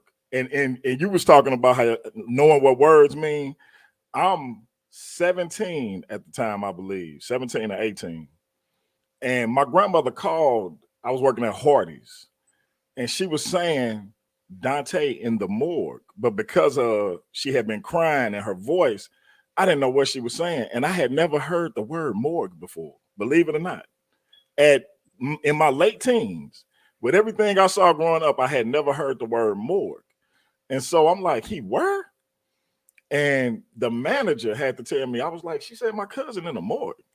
He was like, that mean he passed away. And I was like, nah, they made a mistake. And so she was like, your mother coming to get you. And I remember my mother pulled up, and I could tell by the look on her face that, you know, maybe it wasn't a mistake. And so that day just stays, it's constantly in our minds. And so he wanted to do that this year, just like, hey, I think we should start putting this forward every year in his memory, because in any given day we could have been with him when this took place. So, you know, that was his big brother, my idol. And the funny thing is, like a lot of young men my age, I'm 45, so this was 95. You know, I'm into all kinds of knuckleheaded stuff. My queen to this day had admonished me about some of the things I was doing because we had a small child, and she was like, "Hey, you got to get a job. You can't be doing that type of thing to get money." Hopefully, I ain't got to go into too much detail, but you can't be doing that type of thing, and we got a child. But of course, I'm still trying to do it, and I got myself in a situation. And the last time I saw him in person, he had actually gotten me out of that situation and had came to talk to me about not getting back in a similar situation. And this was the last time I seen him. And I think back on that, like, he didn't want no money for it. He was just like, don't ever put yourself in a position where you can't pay for what you know, that type of lesson. And, you know, maybe this ain't what you need to be doing. Maybe you should listen to your lady, that type of thing. And I remember we walked outside on my grandmother's sidewalk, and my mother pulled up. He was like, "All right, I'm gonna get out of here because I know your mother don't want you hanging with me." I was like, "Nah, she good," but he drove off. That's the last time I seen him. So that type of and that type of trauma in our community, like that story for me, everybody got a similar story. Whether it's a friend, a cousin, a brother, or whatever, everybody got a similar story. And so we can't take for granted how deeply rooted these things are in our community and why they are so embedded in our community. And the last thing, when we talk about PTSD, sometimes we cause PTSD and don't even realize it. My wife hit me with something a few weeks ago, and it was devastating to her, but it needed to be heard, because you know how sometimes you get into a heated conversation. So the last few years, you know, these things that kind of get blown out of proportion, and you'd be like, "Dad, why did it take that turn?" But she expressed to me, like, you know, when you was undiagnosed and you used to do XYZ and everything would turn into something traumatic. You would punch a wall, a door get torn off a hinge just off a little comment. She was like, "I got PTSD from that." And I'm like, damn, to hear somebody who you love with on a cellular level tell you they got PTSD because of something you did or behavior you displayed, it's like, damn. But we sometimes that happens. Parents do it to kids, spouses do it to spouse, you know. So and we have to be cognizant of that and just own up to it and try to move forward, like you said, sort of evolve from those old behaviors. But that's all I had. I ain't mean to cut your wisdom. No, it's fine. It's fine because it illustrates the point. And that to me is very important because like I even have I hate to say this, I have a student now who, you know, so smart, and then just kind of went missing. And then I saw the student. I'm like, you look like you might be on something. And, you know, because I work for, you know, the school, I have see something, say something. Like, let's snitch, everybody. So, but, you know, one day he came back and I saw him. And I said, you know, what's going on with you? Because you don't seem yourself. Like, and I said, you know, he's like, oh, I'm gonna get my work done. I said, look, I said, this ain't the teacher talking. Like, you know, the work, if the work don't get done now, it'll get done in summer school. If it ain't getting done in summer school, it'll get done next year. What's wrong with you? Like, what's up? And essentially what the student told me is, or alluded to, because they didn't even fully tell me, is that their brother passed away. And this young person has no grief support whatsoever. Doesn't know how to grieve, thinks that, you know, doesn't know what to do. So instead, it most likely is doing some type of drugs. Right. And how many of us do that, where we don't have coping skills?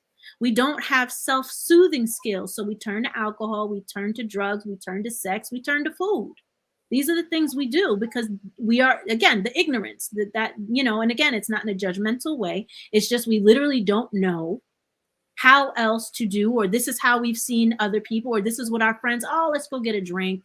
It'll be fine.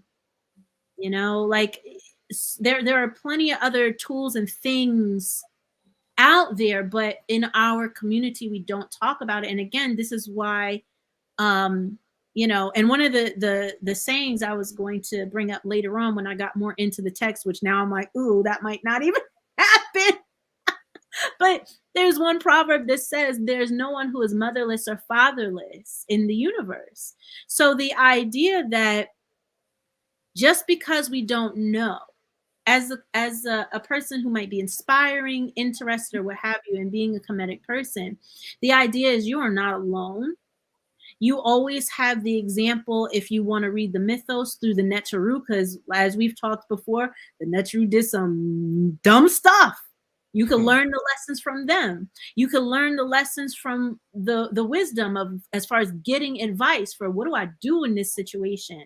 What kinds of what should I be looking for? What should I be going for? How should I handle this? How should I handle myself? Blah, blah, blah, blah. But you know, I think that's part of the beauty of what Kemet has to offer. But again, like, I'm technically not even supposed to be there yet. So I just wanted to illustrate again, because sometimes some people will say, oh, mental health, like, you're just weak, or, oh, you're this or you're that. Like, no, it's science. There's science behind this too. So the idea of pruning, or synaptic density pruning, so the more trauma a person goes through, because the body has to, like, divert energy to deal with said trauma, their brain, because again, remember, the human brain doesn't finish getting developed until 25. So any type of trauma before the age of 25, or repeated trauma between the, like, you know, birth and 25, like, we are growing the brain. And if it is not growing and it is constantly disturbed, that's like being woken up in the middle of the night constantly. You know what's going to happen. You're going to be irritable. You're going to be angry. You're going to want to punch people in the face. Maybe that's just me. I like sleep. But it's just the idea of, like, you know, the more and more, instead of having more and more straight lines, we kind of see it gets broken and broken and broken, and there's more space. So we literally scientifically cannot function in our minds. So when we say PTSD, like, or, you know, because even people say, oh, I'm bipolar, haha, oh, I'm depressed, haha, and it's like, no, that's not a joke. Like, it's very serious, and it's something we don't even address. Our, you know, again, if we go back to economics, our health insurance, or we don't take advantage of what health insurance we do have, or what programs might be around us. I don't care if it's a sister circle, a brother circle, a formalized therapist, art therapy, prayer, meditation, something. You better be doing something. And we can even see the toxic stress, like, just stress alone. Like, when they say stress kills, that ain't no joke. That's for real science. Like, your brain is not doing what it needs to do. So you're more liable to make more mistakes, not make good decisions, not have good relationships, not be able to have intelligible conversations with other people. It leads into other stuff. But we never, and again, this is from ignorance. We don't know. We've not been taught. We don't talk about it. We don't want to look in the mirror. We're in denial, whatever it is, you know. So it's something that, again, we have to take seriously. So I want to get into, and trigger warning for those who, you know, just in case, the next little bit is about sexual assault and rape. So, you know, if you want to take a bathroom break or something real quick, or turn the volume down, I just want to be respectful of that. Just in general, because, you know, it's a thing. So for every Black woman who reports rape, at least 15 do not. 1 in 4 Black girls will be sexually abused before 18. 1 in 5 women are survivors of rape. 35% of Black women experience some form of contact of sexual violence in their life. 40 to 60% of Black women report being subjected to coercive sexual contacts, AKA, we talking about, I was going to say Bill Clinton, but him too. I'm about to say Bill Cosby. So, like, you know, oh, we in the club, oh, we just drinking, oh, it's no big deal. Oh, like, that whole conversation about consent is not happening. 17% of women experience sexual violence other than rape by an intimate partner during their lifetime. More than 20% of Black women are raped during their lifetime, which is higher than other groups of women outside of Native Americans. So outside of Native Americans, like, I hate to say it like that, but they got us beat in that arena. Like, their numbers are even, like, worse.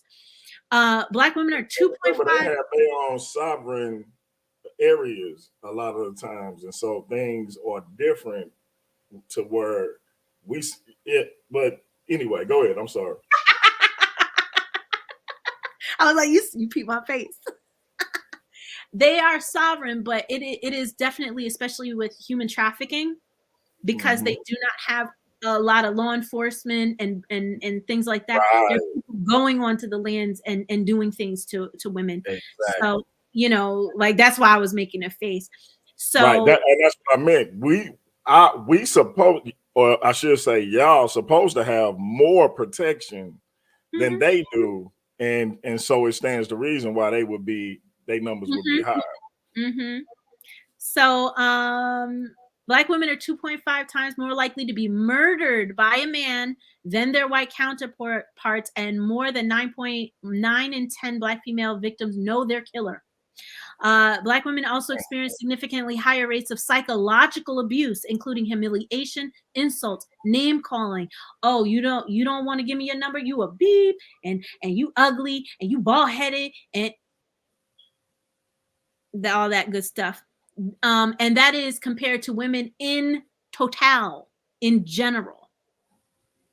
So in the chat, I'm sure the next slide is going to illustrate Black males. Hell yeah, because I'm equal opportunity. We going there. So, I mean, not this one, the next one. My bad. I had to. Did you think the sister wasn't going to have my eye?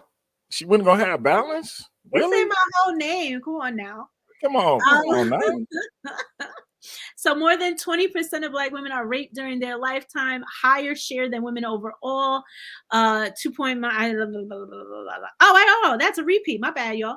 So sexual violence against Black men and boys have remained routine and historically denied aspect of anti-Black racism. Despite the violence that defines their lives under racism, their stories and these public displays of racism's sexual components remain an unapproachable area of study under current disciplinary arrangement of knowledge, specifically in gender. There literally is just, the data is so sparse for Black men. It is hard enough to find molestation, sexual abuse, or anything like that for men in general, but most of that is for not Black men.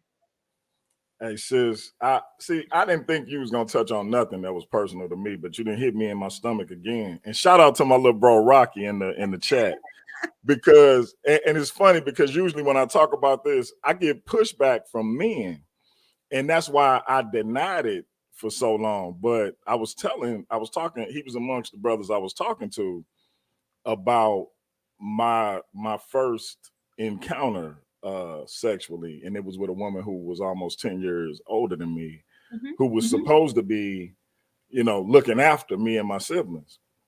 And for years of my life, I denied that it was, you know, molestation, because I just didn't, I couldn't see it like that. And I remember Rocky, who was Rocky old enough to be my son, and he was like, yeah, that's a problem. And I was like, usually men that I talk to about that, especially men my age, be like, bro, that ain't you think that's an issue?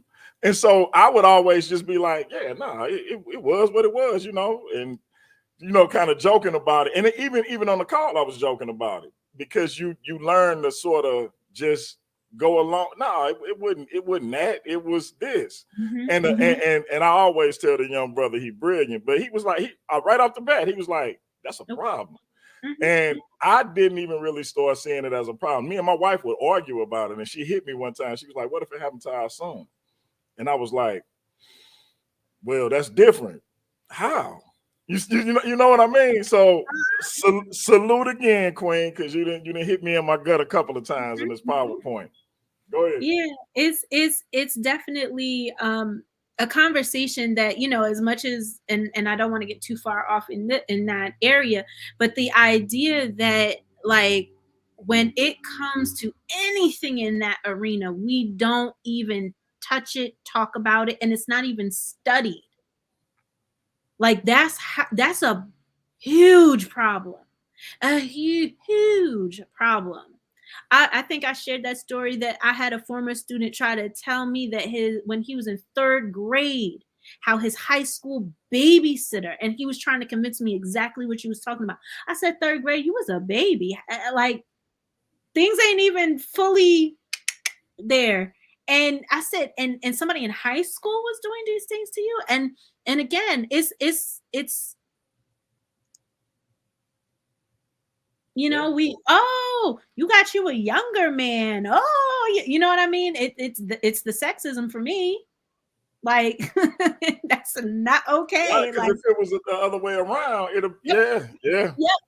Yep. And I said that to, like, I even said that to my kids, where I said, but what's the difference between Cardi B and Bill Clinton? I mean, I keep saying Bill Clinton, Bill Cosby. I don't know why I keep calling Clinton. My bad. But it's the same thing. She got men drunk. She drugged them. She robbed them. But all she did was say, oh, I did what I had to do because I was a stripper back then. Oh, ha ha ha, you should know better. If you're dumb enough to get taken advantage of, ha ha ha, it's funny, ha ha ha. And I'm like, no, she pretty much did the same thing. It's the same damn thing. Like, I don't care what you're talking about right now. But all she had to do was joke about it. She didn't even issue an apology. Right. And then multiple men came out saying, yeah, she did that to me. And still nothing was done. So then what is that doing? You know, and this is why I say, even though, you know, we could talk about Black people, but we're even though we're amongst our own, we still mix with other groups within that. A lot of this stuff we sharing the toxicity, like we just passing it around. So only 1 in 3 Black adults who need medical health care receive it. Most of the time, that also has to do with lack of health insurance or access to health insurance. A lot of people avoid seeking help simply because of racism, you know, not having enough medical personnel who can understand the cultural overtones and undertones and inner tones and all the tony-to-tone tones. So they are less likely to receive guideline consistent care. So even if someone reaches out, they may go to the emergency room, get the little bit of stabilization and go. They may not have a follow-up. They may not have anyone after that to assist them and help them. And again, socioeconomic factors, especially when it comes to health insurance, mental health is, I don't want to say a luxury, but it's seen almost as a luxury as part of healthcare. And it's really, really not, especially post-COVID, how many people are really kind of going through it. You know, it's ridiculous and it's so necessary. So again, mental health, like we have to, when I say these are our problems, it's the ignorance, it's the lack of healthcare, it's the lack of economics and just all of that mixed together. Now, again, granted, we got other things going on and other nuances, but this to me was the big 3 as to what our actual, like what our issue is. So why Kemetic? You know, like again, there are many systems out there. So in Proverbs, and I want to say in there, he has this section about Kemet in general. And he says in there, ancient Kemet is the image of heaven and the shrine of the world. And he has this section as it's written by ancient historians. So not even contemporarily, this isn't anything, you know, that they're just coming up with or making up. Like, this is how ancient people. So the students of Kemet were Greece. The students, you know, going down the line were, you know, these other areas. They went there. So they were the pinnacle. They were what other societies, they sent their people there to learn. They sent their people there to, you know, bring back information and knowledge and books and all of these things. So, if it worked back then, why not do it now? Like, to me, that you can't tell me again, and for their longevity, how long they were around. Now, side note, the history teacher in me hates the fact that this does not say BCE. It like really grinds my gears. because time is not measured by one specific religion. So yeah. And the fact that it says Egyptian, just because I'm not gonna lie, I was low-key lazy. I just did not feel like making a timeline. I just wanted to find one that was already done. So in general, the official numbers are around 4,000 years, but we understand that the pre-dynastic and archaic eras were around way longer before formalized Kemet even existed. So similarly, like we say or we claim as I am not going to read that, please. That distracted me. I see what you're trying to do. I just wanted to see if you was focused. That's all. No, clearly not. So in general, when we look at the whole history, yeah, that threw me off. Oh my gosh. Now I can't remember what point I was going for. Because I saw it and then I was like, don't look. And then he was like, I saw your eyes go down, because at first I wasn't going to even acknowledge it. Then I saw your eyes move. I was like, oh, okay. Oh my gosh. Anyway, so when it comes to the timeline, again, the idea that they had thousands of years to cultivate this body of knowledge. They had thousands of years for trial and error. They have thousands of years of mistakes that we can learn from. So just as we would do from our parents, our grandparents, and our bloodline, learning from their mistakes, why would we not do it from this civilization that was around for so many thousands of years? It to me, it's just a no-brainer overall. So generally speaking, when we talking about the wisdom text, there are 64 better known. These are the ones that are like popular. You could probably find it either online, printed in books, things like that. They're more accessible. There are plenty of other ones, but these are the ones that are either like they haven't been translated or they're available for, you know, Egyptologists or in colleges and things like that. Like the public does not have access to them. But so not including those papyri, there are 64 that we have access to. So it's not just one book. You could go in many books, and it's not just you know, oh, how to float on a cloud, and you know, it has medical knowledge, it has, you know, architecture, it has mathematics, it has science, it has literature, it has prose and poetry, it has songs, it has the wide range and the depth. So again, this idea of when people say, oh, well, you know, Kemet, and it's just like, oh, y'all just want to do religion. It's like, no, religion was a big piece, but that's not the only thing that we have access to. And again, as a person, if we are saying like, you know, we're going for Kemet, this is what we want to do, we need to be well versed in the whole thing, because it's the whole culture. The whole culture was existing during these thousands of years. It wasn't just, okay, we're just religious, F politics. Like, we're not doing politics for these next thousands of years. Like, no, you have tax data. They have economic data.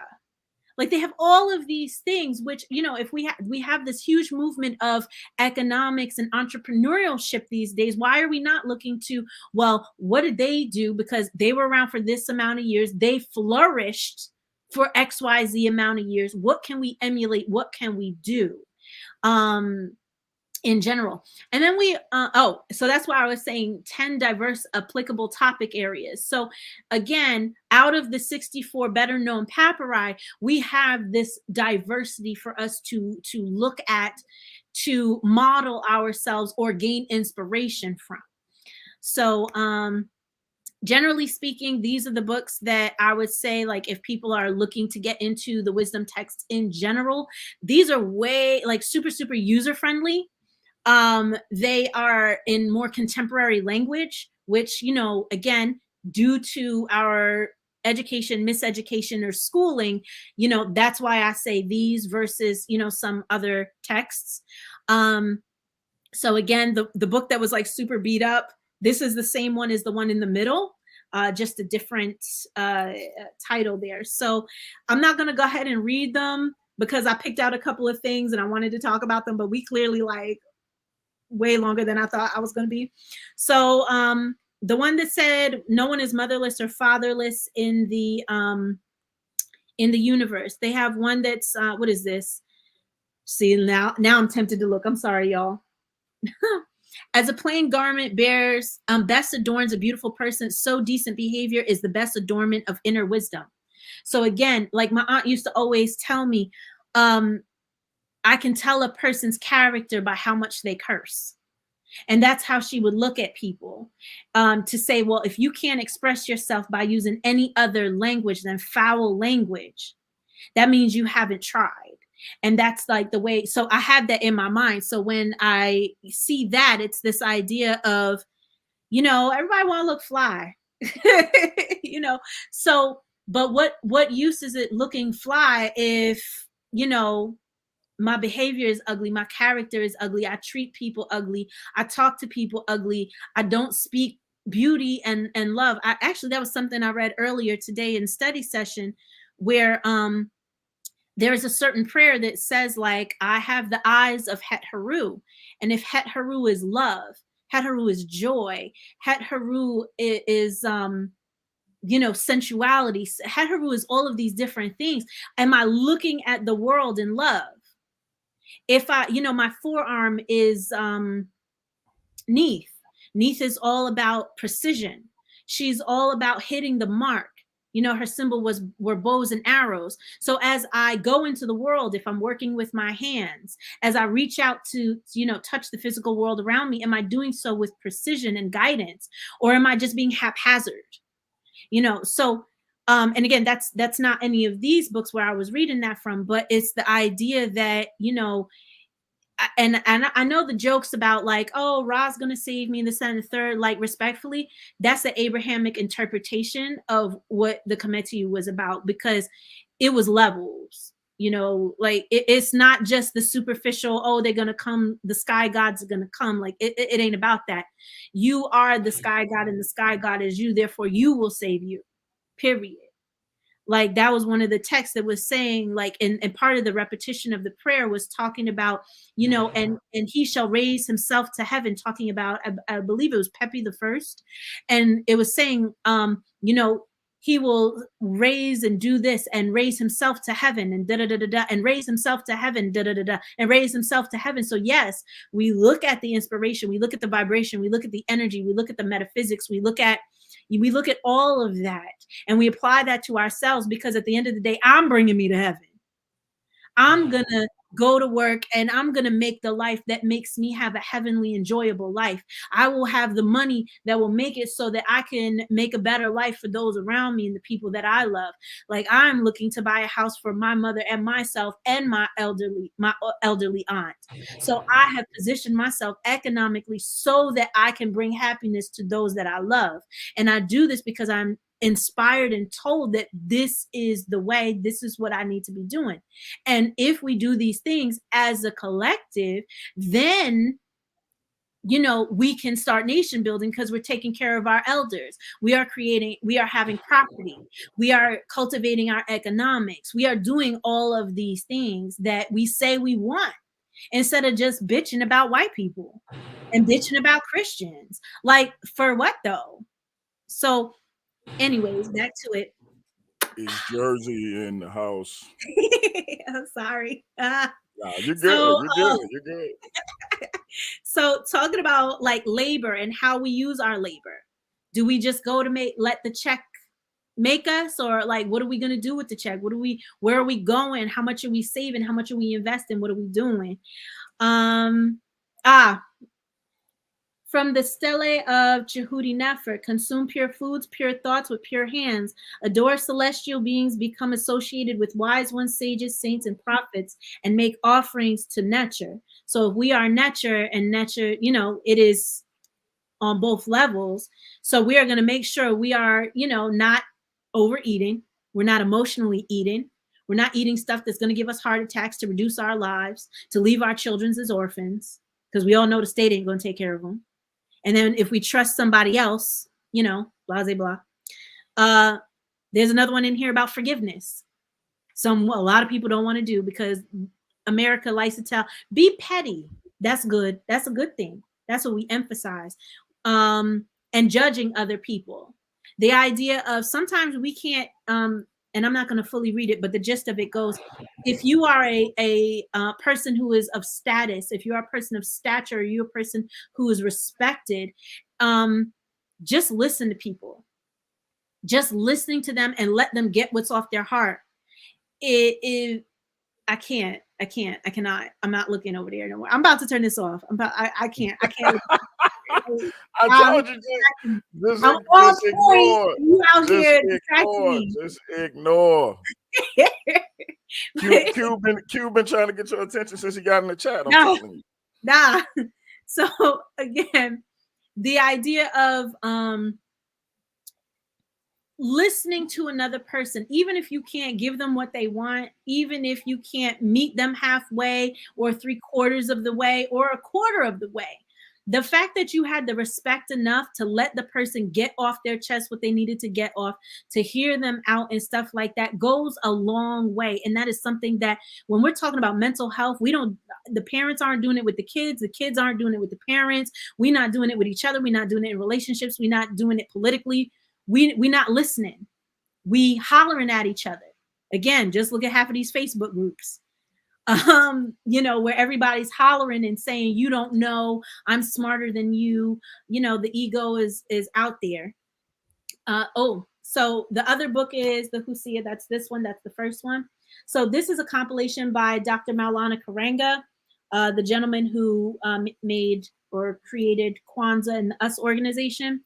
So this and his book on Ma'at are good. This one is interesting, but it's a nice little encapsulation of just different quick things that people can look to. And oh, I'm sorry. That's one of the reasons why I was recommending Egyptian Proverbs, because let me see. So if you, well, where am I? Something, I don't know, I'm hoping it makes sense, but it's where am I? Jeez, it's like it's all backwards, but you could actually see like he has it divided. So if you're having a bad day, or if, like, you know, your husband or your wife said something to you and it made you angry, you could look up something about anger, like, oh, okay, what do I do? If you're feeling sad, what should I do? Like, you could look something up to try to get your mind right instead of just sitting in that feeling. So this one specifically, I like it because it has the actual, like the book of Kemetic, the book of Ankh, the book of somebody who I don't want to open the book to try to find off the top of my head. But again, like it has stuff talking about arrogance. It has stuff talking about ego and power, leadership, marriage, actually 3 things on marriage, like how to treat your spouse, what you should be going for and looking for. Not speaking falsely, not, you know, doing any of that. So the last book that I have, or the last collection of books, is Ancient Egyptian Literature. So those are good if you just kind of want to see the progression of Kemetic literature. And again, this is just stuff that has to do with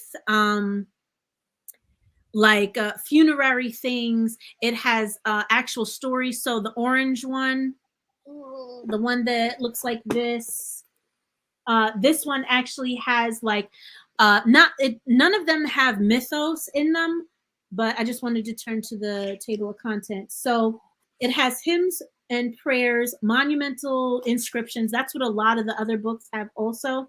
But the reason why I picked that is it has so instructions, how, like stuff that has to do with being a scribe. So again, people out here talking about, oh, I'm a scholar, you know, I read, I study. Like it actually has stuff for people who are just trying to study, like instruction for that kind of thing. Again, education, what education looks like and how it is, how it should be, what we should be going for as Kemetic people. It has love poems. So I'm skipping over that because I feel like mad jokes.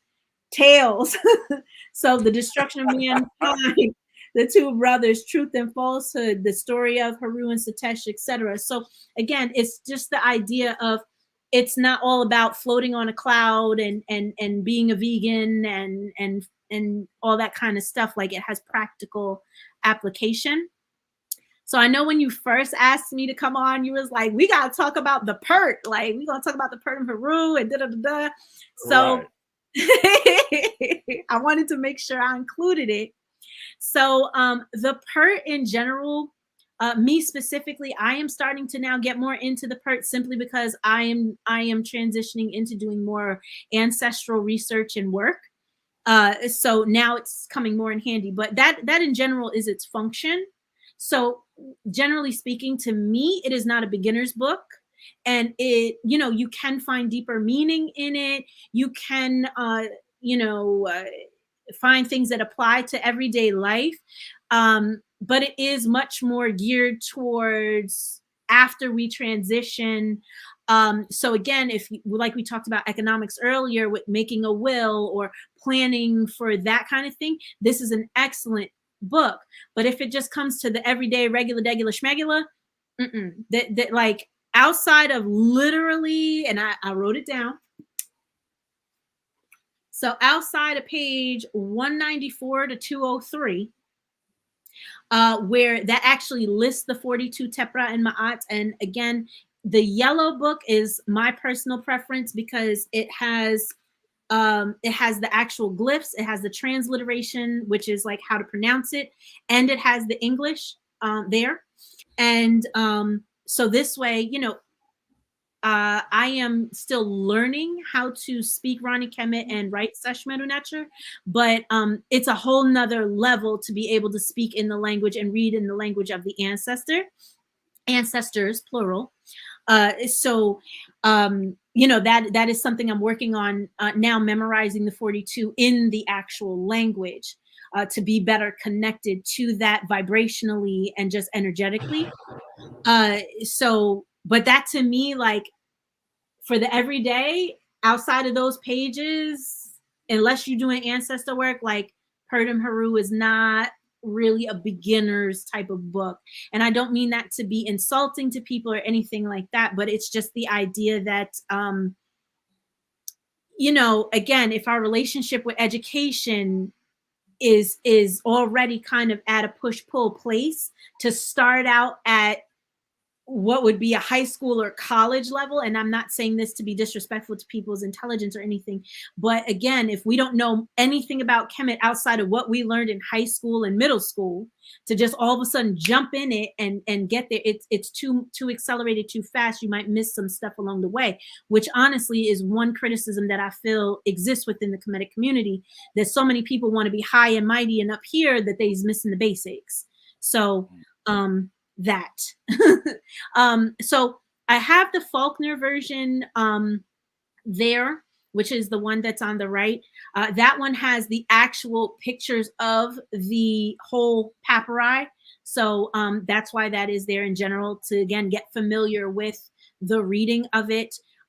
It's something that's very, very important. So I know a lot of times people will say, and one of my seba or sebau will say, or my teachers, he will say, like, you know, we use little words like Hetep, and we use little like Ankh and Ma'at. We have little greetings, but we're not actually talking to each other. So it's as like a little child when they just repeat and stuff, but they really don't know what it is they're saying. And it's like, if we're really going to be about this, we need to be literate. We need to have education. We need to learn how to read. We need to learn how to speak. We need to know grammar. And, you know, even though the American educational system has taught us that we hate reading and we hate writing and we have this tumultuous relationship, like, we don't need to bring that to Kemet. This ain't that. So you know, just kind of putting that out there, like, we really do need to make a better effort to learn how to speak Rani Kemet, to learn how to write Sesh Medu Nature, how to understand the transliterations, how to understand the manual decodage, so that we could text each other. Like, could you imagine how much more powerful we could be if we are, you know, let's say if we're have a protest, and if we remember like the Arab Spring or any of those other revolutions, and they were communicating to each other in code through encrypted things, if we could write in manual decodage how much further we could get, because the cops don't speak that, you know, but we're not moving like that. We're not thinking like that. We just, you know, oh, I hate white people and Christians raw because they did this to me. Kemetic. Hatap. It's like, wow. No. So my suggestions. So one, I would say, I'm getting ahead of myself. So Ma'at is great and its effectiveness lasting. It has not been disturbed since the time of Asar, which was supposed to, I misspelled something, my bad. So sorry, y'all. So Asar was supposedly the first king that brought civilization to Kemet in general. So pretty much since the beginning of Kemet, that Ma'at has been there. So there is punishment to the covetous one. When the end is nigh, Ma'at lasts. So the idea is whether I'm here and I'm gone, you're here and you're gone, our kids, the sun explodes, Ma'at will still be in existence because Ma'at is the principle, not just some deity up in the sky. That's not what this is about. It's about what she represents. In addition to, because again, when we have these deities, they exist so that we can better connect with the principles and things that they represent, not just okay, like that's very shallow. It's very Abrahamic. Like no, it's very short-sighted. No. So ethics and social structures. Morality is something that that's personal and normative, meaning it creates our norms, our everyday life, how we see the world. Whereas ethics is a standard of good and bad distinguished by a certain community or social setting. So if we are sitting here saying we are committed to you, like it boggles my mind how many people will claim Kemet and not even foundationally accept the norms. The norms of Kemet was Ma'at, period. Ma'at was in existence in the beginning, the end, the middle, all over the place. Every time there was a restoration, it was to restore Ma'at. It was to restore what once was. Like what was from the pre-archaic era all the way throughout. These principles were there. So for us to sit here and say, oh, well, I could do what I want and I got my feelings and I could, you know, I'm in control and I'm this and if your I don't got Ma'at somewhere on there, no, that's not it. Because at the end of the day, if we're committed to you, we subscribe to Ma'at, we abide by Ma'at, we live, act, speak, and do Ma'at, period. That is not, and I have to say, I definitely got that from Rasanku Kepra. I can't claim that one, that last little bit. So, you know, shout out to him in the Temple of Anu, because I'm not trying to be out here, you know, making it like I made that part up. I definitely did not make that part up. So, so ethics tries to create a sense of right and wrong in society. So again, if our education is jacked, if our economics are jacked, if our mental health is jacked, and a lot of that has to do with the system that we're in, the system that we are a victim, I hate that word, but a victim to, then creating a society that is based in Ma'at takes our own power back, because one, this is an African-based conception, so it doesn't have to do with Euro-ness, and we therefore can now have this strong foundation to build this nation we say we want. So when we do that, when we start thinking ethically, because I know a lot of people say, oh, well, you know, we already got all these churches out here and this, that, and the third, and I'm not trying to do the religion thing and blah, blah, blah, blah, blah, blah. And it's just like, but as humanity, the function of ethics and morality is to have structure. Even like, you know, if we want to think about it this way, even the Christians are in Ma'at because they are creating structure for themselves.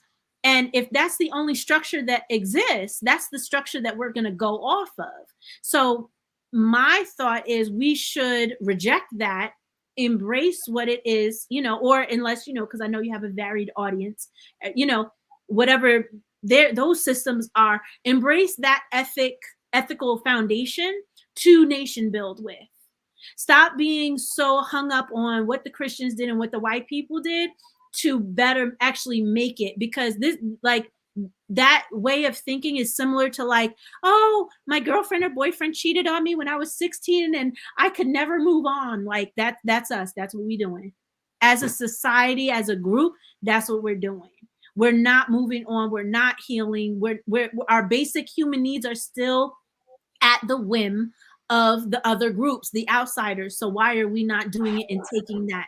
We need to create our own standards. Again, if the standard is Ma'at and everything comes from there, it's easy. It's already been done. We don't need to reinvent anything.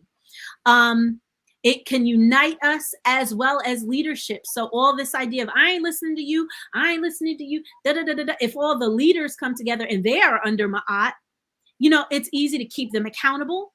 It's easy to say, oh, nope, you false. You got to go because you're not subscribing to the ethics. We all agree this is what we're doing.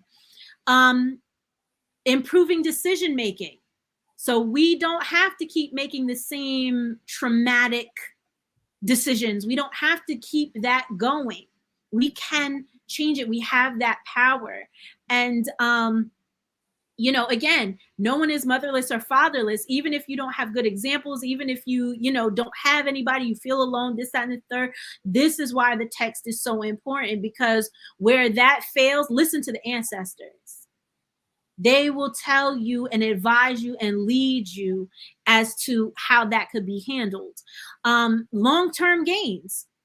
We'll finally have a nation because we built it. We made it. And then we can have it flourish. That will be the next step. But we have to start somewhere. And then securing our society, because if we have standards and something that we all agree, this is what we're doing, this is how we're moving. And granted, I can't say that this is going to be all Black people. Like, you know, unfortunately, not everybody's going to get down. And that's okay. They have their own thing. But if we are saying, we're doing Kemet, we're following Kemet, we're doing this, this is what we need to do, period. And we're not there yet. We're not there yet. We need to secure ourselves and our foundation to actually create this nation that we say. And I've said this before, as much as we hate institutions, because what has happened to us in this country, you know, I get why people avoid it, don't want it, want to dismantle it, want nothing to do with it. However, every society, every civilization has social institutions. Otherwise, we're just going to be a bunch of individuals doing whatever the hell it is we want. So therefore, that is not a nation, because a nation is a society. A nation is a collection of people who come together to get a certain thing accomplished, period. So when we say, okay, Ma'at is the ethical foundation. Now, how does that apply to families? How does that apply to our economics? How does that apply to our religion or our spirituality? How does that apply to our education and how we are learning? How does that apply to our politics or our state? Because, you know, we're making our own state. So again, it's very, very incredibly important. So as ancient Kemet was fully built on the concept of Ma'at, so should the nouveau Kemetic seek to reestablish Ma'at in our foundational norm, ethically, morally, and socially. So how do we do this? These are my suggestions. So 1, read and recite the 42 Tepra and Ma'at daily. So on my YouTube channel, and I did it for me. Like, honestly, I create a lot of the things I create because I want them. And I just figure, well, if nobody made it, like, I'm going to just do it. So I recorded myself doing the 42 Tepra and Ma'at, and I read through them and I literally listen to them either as I'm getting ready or on my way to work every day, every single day.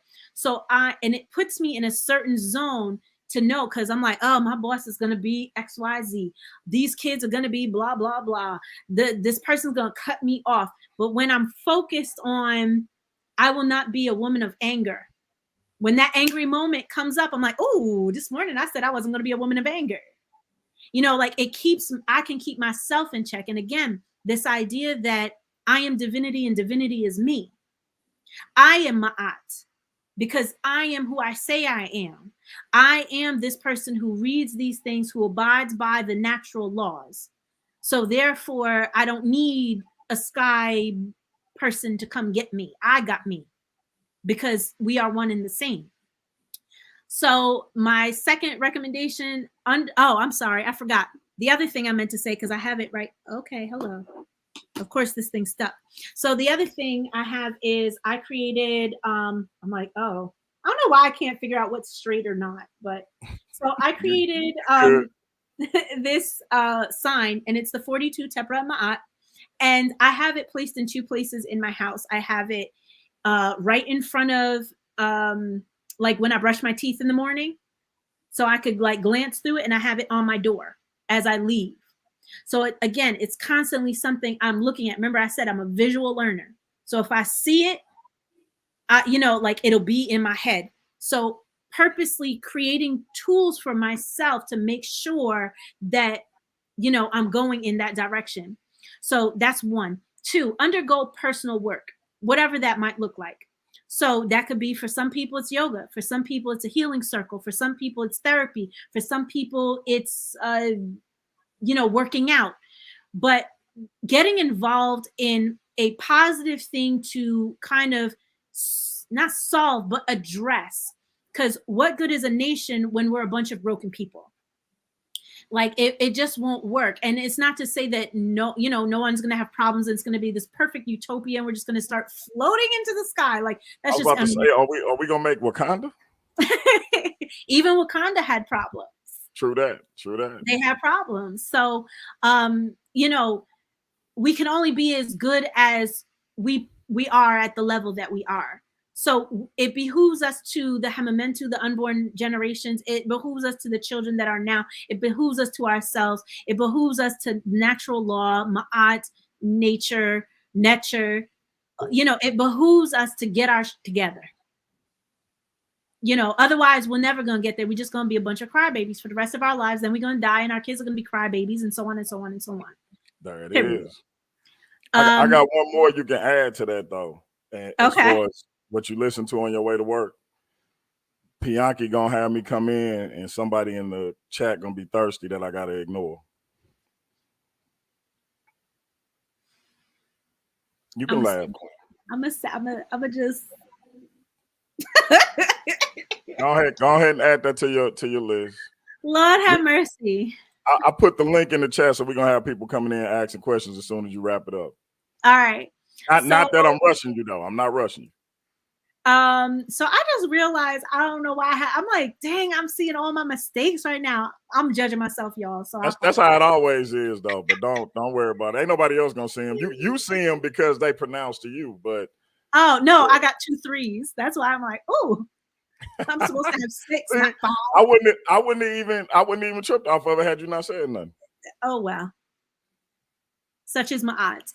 So 3, study primary sources. A lot of times what I see is people will read secondhand information and then build their belief system off of secondhand information. And again, this has to do with education. Like that's not it. We always looking at primary sources. We want to see, what do the papyri say? So we need to be reading those accessible 64. We need to be looking at the Ebers Papyrus. We need to be looking at the Papyrus of Ani. We need to be looking at all of these different things instead of somebody telling us what it is or watching a YouTube video about a 10-minute video about what it is. We need to have the fortitude to actually be who it is we say we are, because it's important and the time is yesterday. Then at 4, not 3, read credible secondary sources, meaning there are some people out there, like anybody these days could write a book. Anybody can make an ebook. Anybody could publish something on Amazon respectfully, and some of these people, it is better for them to do it outside of the system. But you have to be careful because there's fake news afoot everywhere, whether it's in a meme, whether it's in a published book, whether it's in a group online. We need to be ever vigilant of what the information that we are consuming and how it fits into our paradigm. Aha. So After that, at number 5, join local ASCAC. So ASCAC is a group that has been around for a long time. For anybody who doesn't know, ASCAC is all about pushing forward, understanding classical African, specifically Kemet, but they also go into like Nubia and other areas also. But they specifically take the time to study and do research with the primary sources, but it is a group of Black folks and people of color. So a lot of times people be like, oh, I don't trust these Egyptologists. These white people just gonna lie to us and blah, blah, blah, blah. It's like, bro, we got to start somewhere. Like, come on. Like, we can't just pull it out of the rectum. Like, we got to start somewhere. So if not, ASCAC and ASCAC, especially because of COVID, they've been doing a lot more stuff online. And I also think it's a great place because it could be a hub for all of us in general to get together. If you do not have a local ASCAC, they always are talking about, like, if anybody wants to open a local chapter to make their own study group. So you can create a study group through them. Or just in general, if you have a local Kemetic study group around you, to join them. Again, no one needs to be told what to do, but education, one big part of education comes through means like this: having conversations, talking back and forth to one another, sharing ideas, understanding perspectives and different ways of looking at stuff. So that's why 5 and 6 are so important. So 6, which is labeled as 5, regularly visit or join local Kemetic shrines and temples. Now, the reason why I say this, and I know a lot of people be like, oh my God, religion, pineapples, no. So I get it. You know, religion may not necessarily be for you. You may have been scarred that, you know, but if we do a number 2, that was immature, my bad. So if we are subscribing to rule number 2, had a whole moment. You know, we will understand and be able to properly put into place the trauma that we experienced through the Abrahamic way, or, you know, whatever religious experience that we had before. But the idea is Kemet was a multifaceted place in which all groups were part of the spiritual system in some way, shape, or form. So it behooves us, to at least know what's going on. Even if it's not something, that in general we want to do on the regular because of whatever people's reasons might be. As a nation, again, if we are built on the ethics of Ma'at, if we are morally doing Ma'at, speaking Ma'at and all that, then between the education that we get through ASCAC and the education that we get through the temples, because the temples aren't just sitting there like, you know, farting glitter, like they doing stuff too. So, but you'll never know if you don't go. And if you go there with the heavy heart, if you go there with a chip on your shoulder, with something to prove, then you're not going to get nothing out of it, like in general. But it's a group, like, it's kind of like a family reunion. This is why I say you have to go with the pendulum swing.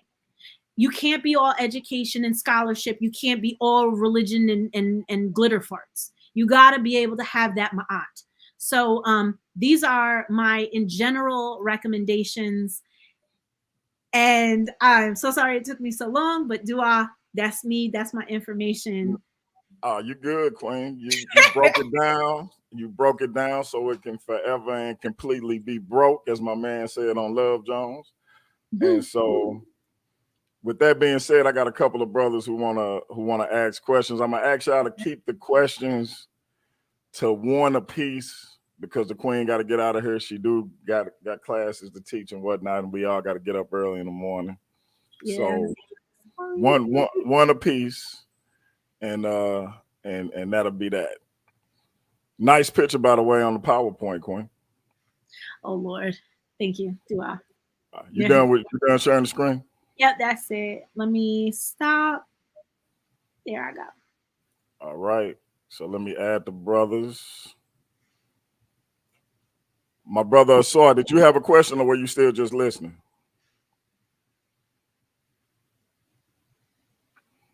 I think he's still just listening. Okay. Okay. Let me get Rocky in. Hey, what up, Rock? Peace. What's up? What's up? Can y'all hear me clearly? Yes, sir. And real quick, cool. Rocky, before you go, y'all see the Cash App, donate to the Queen Cash App.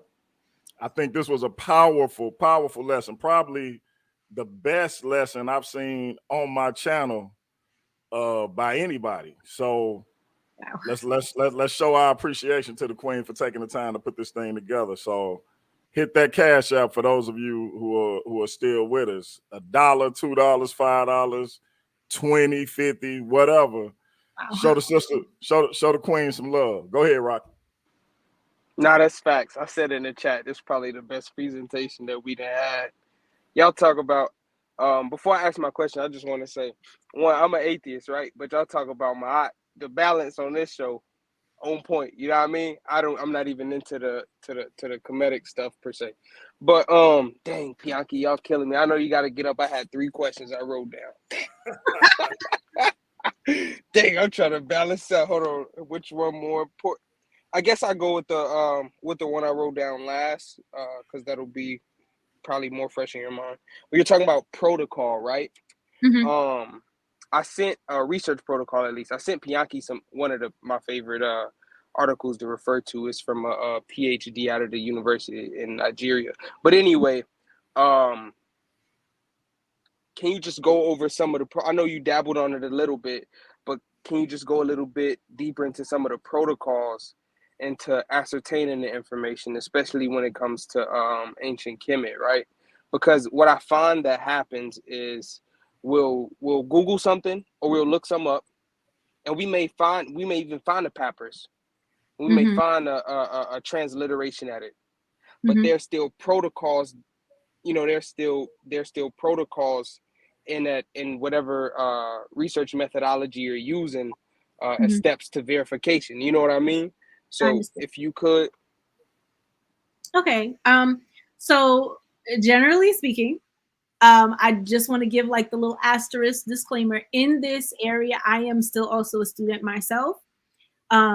However, just as good practice, one thing that I would say would be one, as you're looking at different translations and transliterations, one, the older it is, the more dated it will be, the more subject to, you know, maybe like some racism or some sexism or, you know, different types of interpretations as to how they kind of go with it, as far as like what words they're using and things like that. So generally speaking, I like Budge because of certain things he offers, but for the most part, I know that Budge is like not really accurate anymore. But again, I was gonna say, oh, sis, you know, man, you know, Budge is unreliable. Come on, sis. Yeah, no. Go ahead. No, again, I like him because he has the glyphs there and the transliteration and the English. So that's why I like it. It's a habit I have. That's why I said I'm getting there. But what I usually try to do is just look up who the actual person is, how long ago it's from. And then also I use multiple sources. So the idea that, you know, clearly no one person is going to have it all. So using different authors and comparing them and taking the time and understand, like that is the education of it, where we have to use empathy. We have to discern what it is that's being revealed to our education, to our minds, and to our brain space. So being able to use different authors, understanding, okay, this one's old, they might bring this to the table, but this one over here is more modern, and being able to read the same book from 3 different authors, you know. But again, do we have the intellectual, educational fortitude to do such things? Most people just want to read it once, say I read it once, and be done with it. They like the actual studying of it, breaking it down, comparing it, talking about it, all of that is what really needs to, like, that to me is how I would say would be the best way to go about it. But it's a process. It's not just and then done. Yeah, it take critical thinking, and that's a skill. You know what I mean? That's a skill. Pianki, if you got the sis contact on her Facebook, I want you to send her what I sent you, because I think she'll find that very interesting. It's a great read. It's like 50 pages or something like that. But before I get up out of here, I just want to say one thing. I appreciate the presentation. It was literally facts, the best presentation on Pianki channel. Like that's no cap. That's no cap. Real talk. And then I also want to say Cube Hop did his thing like he on the Summer Jam screen or something. Hey, Rocky. Rocky, I was gonna say before you left, have you ever even seen Cube camera on? I ain't never seen bro this happy. I mean, he opened the cameras. I've never seen that man. I think this is the first time I seen Cube face.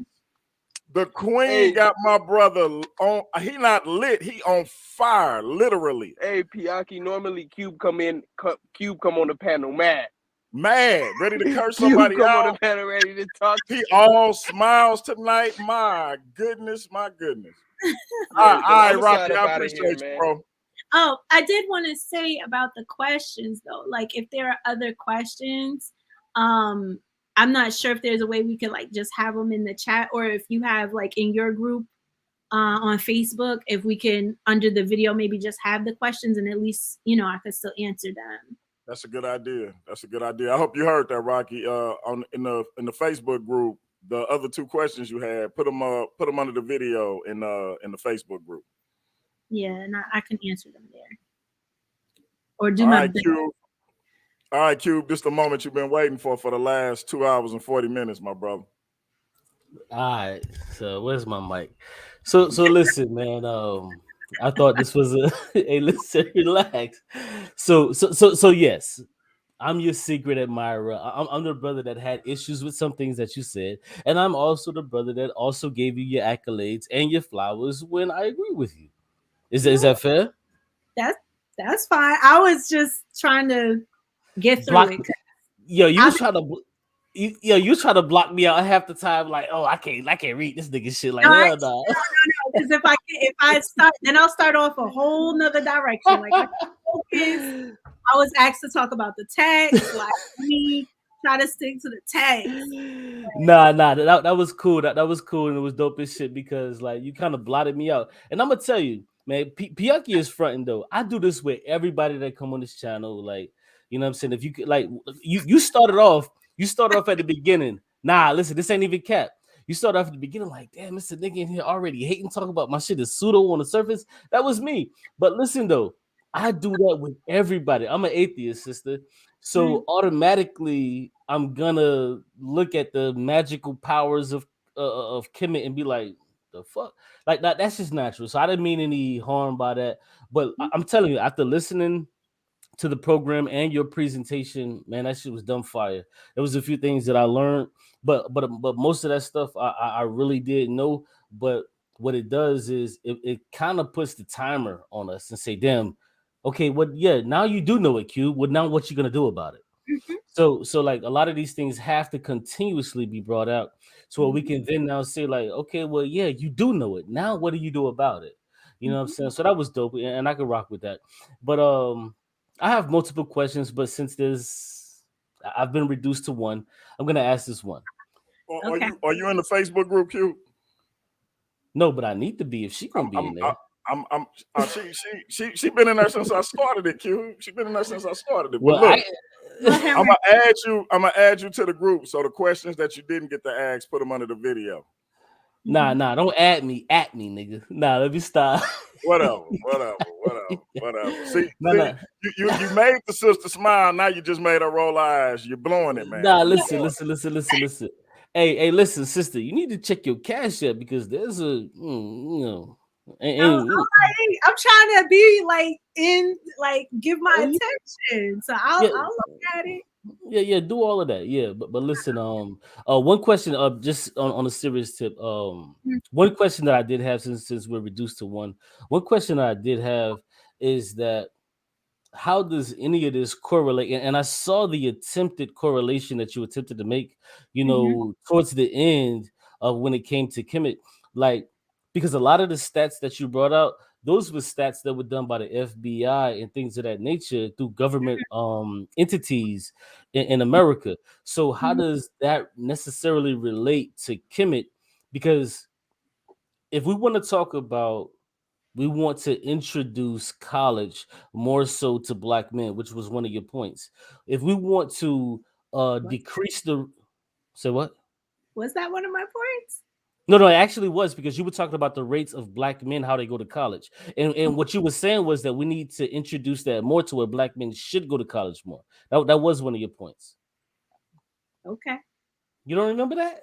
No, I remember talking of it, but I wasn't necessarily saying that we had to do that. It was like, yeah, she talked about entrepreneurship and okay. Hold on. Let me elucidate it for you.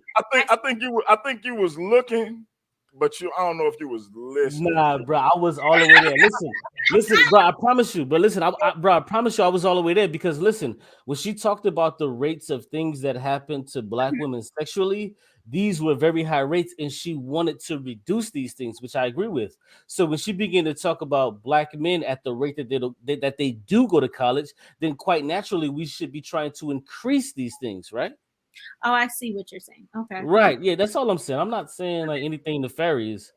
Mm-hmm. So like how does that correlate or stem from Kemet? Like how can you use Kemetic spirituality to actually increase the rate that Black men go to college, that Black women are less assaulted sexually? Like what is one of your ways to do that? And like I said, I'm an atheist, and if you can find a great way, I'm converting.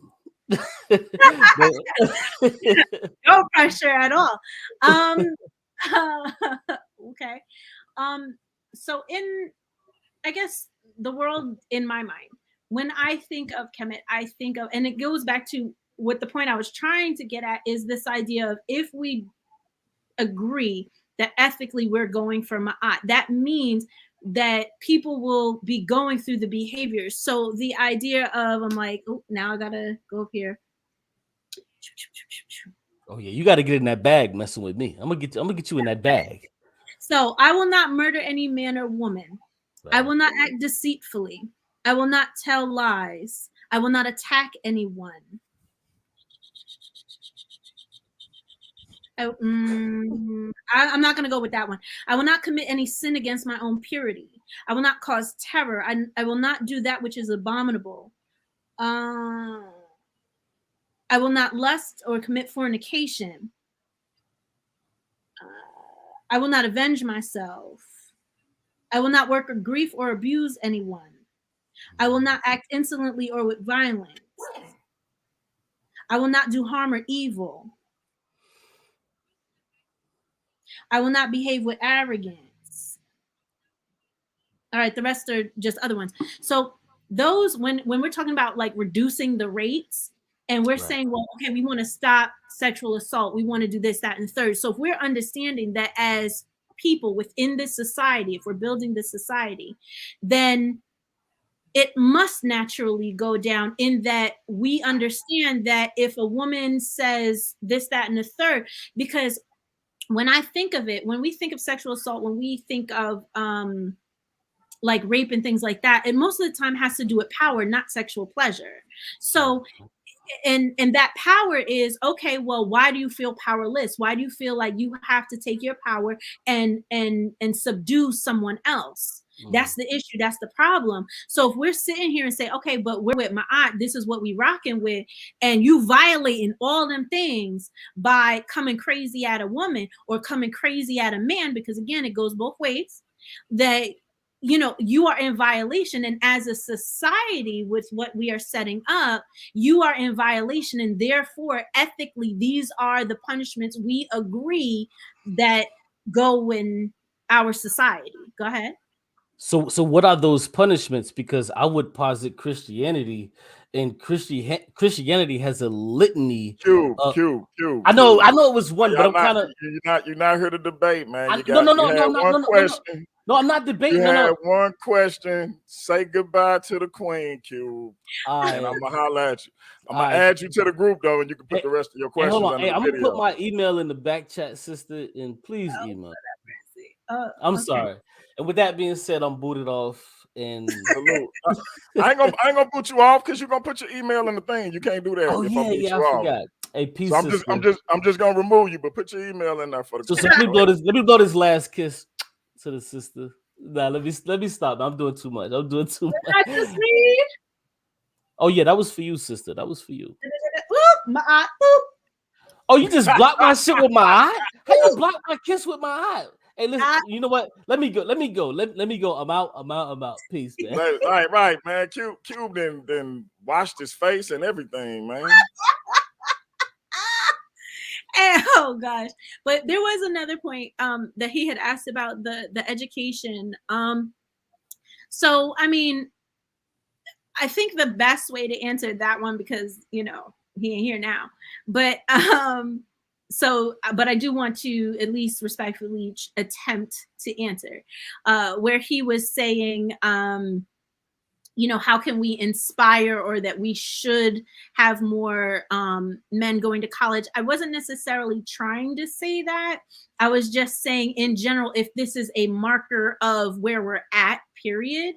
But if we want to just increase education in general, let's be clear, everyone in Kemet was not literate. Everyone couldn't read. Everyone, I can't sit here and say in the ancient context, and bring that forth. They had social strata, they had, social inequalities and so on and so forth. However, it is now 2022. So we can take the best of that and bring it over here. So whatever it is, because now, we believe that education is accessible for all people, that all people, especially depending on the state constitutions, that all young people are entitled to an education up to a certain age, a free education up into a certain age. So, but the attitudes towards education for young Black males, period, whether they go to college or not, whether they get professional degrees or not, whether they, whatever it is they do after, but the idea of inspiring them to critically think, inspiring them to take reading seriously, to take mathematics seriously, to take those things seriously and into their own hands is more important than pushing them to get a degree. So, and I'm like, I have to be careful because I got to go to work tomorrow. And they'd be like, I saw you online saying this. So, but I think that is more important for us to encourage our young men and show them through the literature, not just, like how we do, unfortunately, with Black History Month and say, oh, look, it's this one great Black guy. You should be like this Black guy. And like, that's it. I don't want to do that with Kemet. I really think look at what it's like. What is your quality of life? Do you like your quality of life? How can you make that better? Don't fall into, that unethical stuff. Let's get you over here and taking the text to inspire and push them to break out of what America has done. So I'm hoping that answers the question. That's what's up. If it didn't, don't worry about it, because nah, I'm just messing with you. But yeah, no, I think you pretty much covered it. Okay. Once again, dua for coming on. We always say we're gonna go like an hour and we end up going 3, but we're at 52. It's not 3 yet. It's good. Well, you're right. So I'm gonna let you close out. Before I do, donate to the Queen Cash App, and I think everybody is probably in agreement because it's 10 people still lingering with Rocky and myself that this was the best presentation that has been on my channel thus far. Salute to the Queen, dua, and donate to her Cash App. Show us some appreciation. Y'all know I don't even usually do that, so I just have my Cash App in the description. But I'm asking, donate to the Queen Cash App. Show your love, show your appreciation, etc. Cube already have, and he showed a little more than appreciation. So shout out to my brother Cube for he got clean when he came on too. But yeah, Queen, I'm gonna go ahead and let you close out. I know we both got stuff to do in the morning. Yes, sir. So usually in general, I close out with Amatu and Panatir, Sawek to Menta and Panatir, Audwa Maketi Pahiru. Give yourself a netch daily, keep yourself a netch daily, and may tomorrow be as today. So I'm hoping that everyone got something out of the presentation, that, I'll be back one day and we can have more conversations on just how to nation build, how to, how Kemet can help us get further to that goal, how it could help us as a society, and to start creating our own, so that we can stop going through the traumas and the pains due to outside groups of people, but be more in control of our own destiny. So I invite you all to come see me over on my platform, or just watch some of the older ones, some of the older conversations that we've had. So Ankh, I'm not Ankh, Menyet, AnkhMaat.com, Menyet AnkhMaat on YouTube, Menyet AnkhMaat on Instagram, and Kemetic Living in the 21st Century is the Facebook group. And I just hope to keep the conversation going. So, and also, Dua for having me, because I totally didn't say that. I'm rude as hell. I apologize. No, it's all good. It's all good. No doubt. My casa su casa until I learn how to say that in the middle. I'm gonna work on that. So, yeah, we gotta learn that so I can, but anytime if you think of a reason to come on, let me know. Otherwise, I'll figure out a reason to have you come on. So but that being said, as always, appreciate it. And you always welcome back. And Cube says, great interview. Hold up, let me pull this up. Lord have mercy. What? Oh my God. The dude.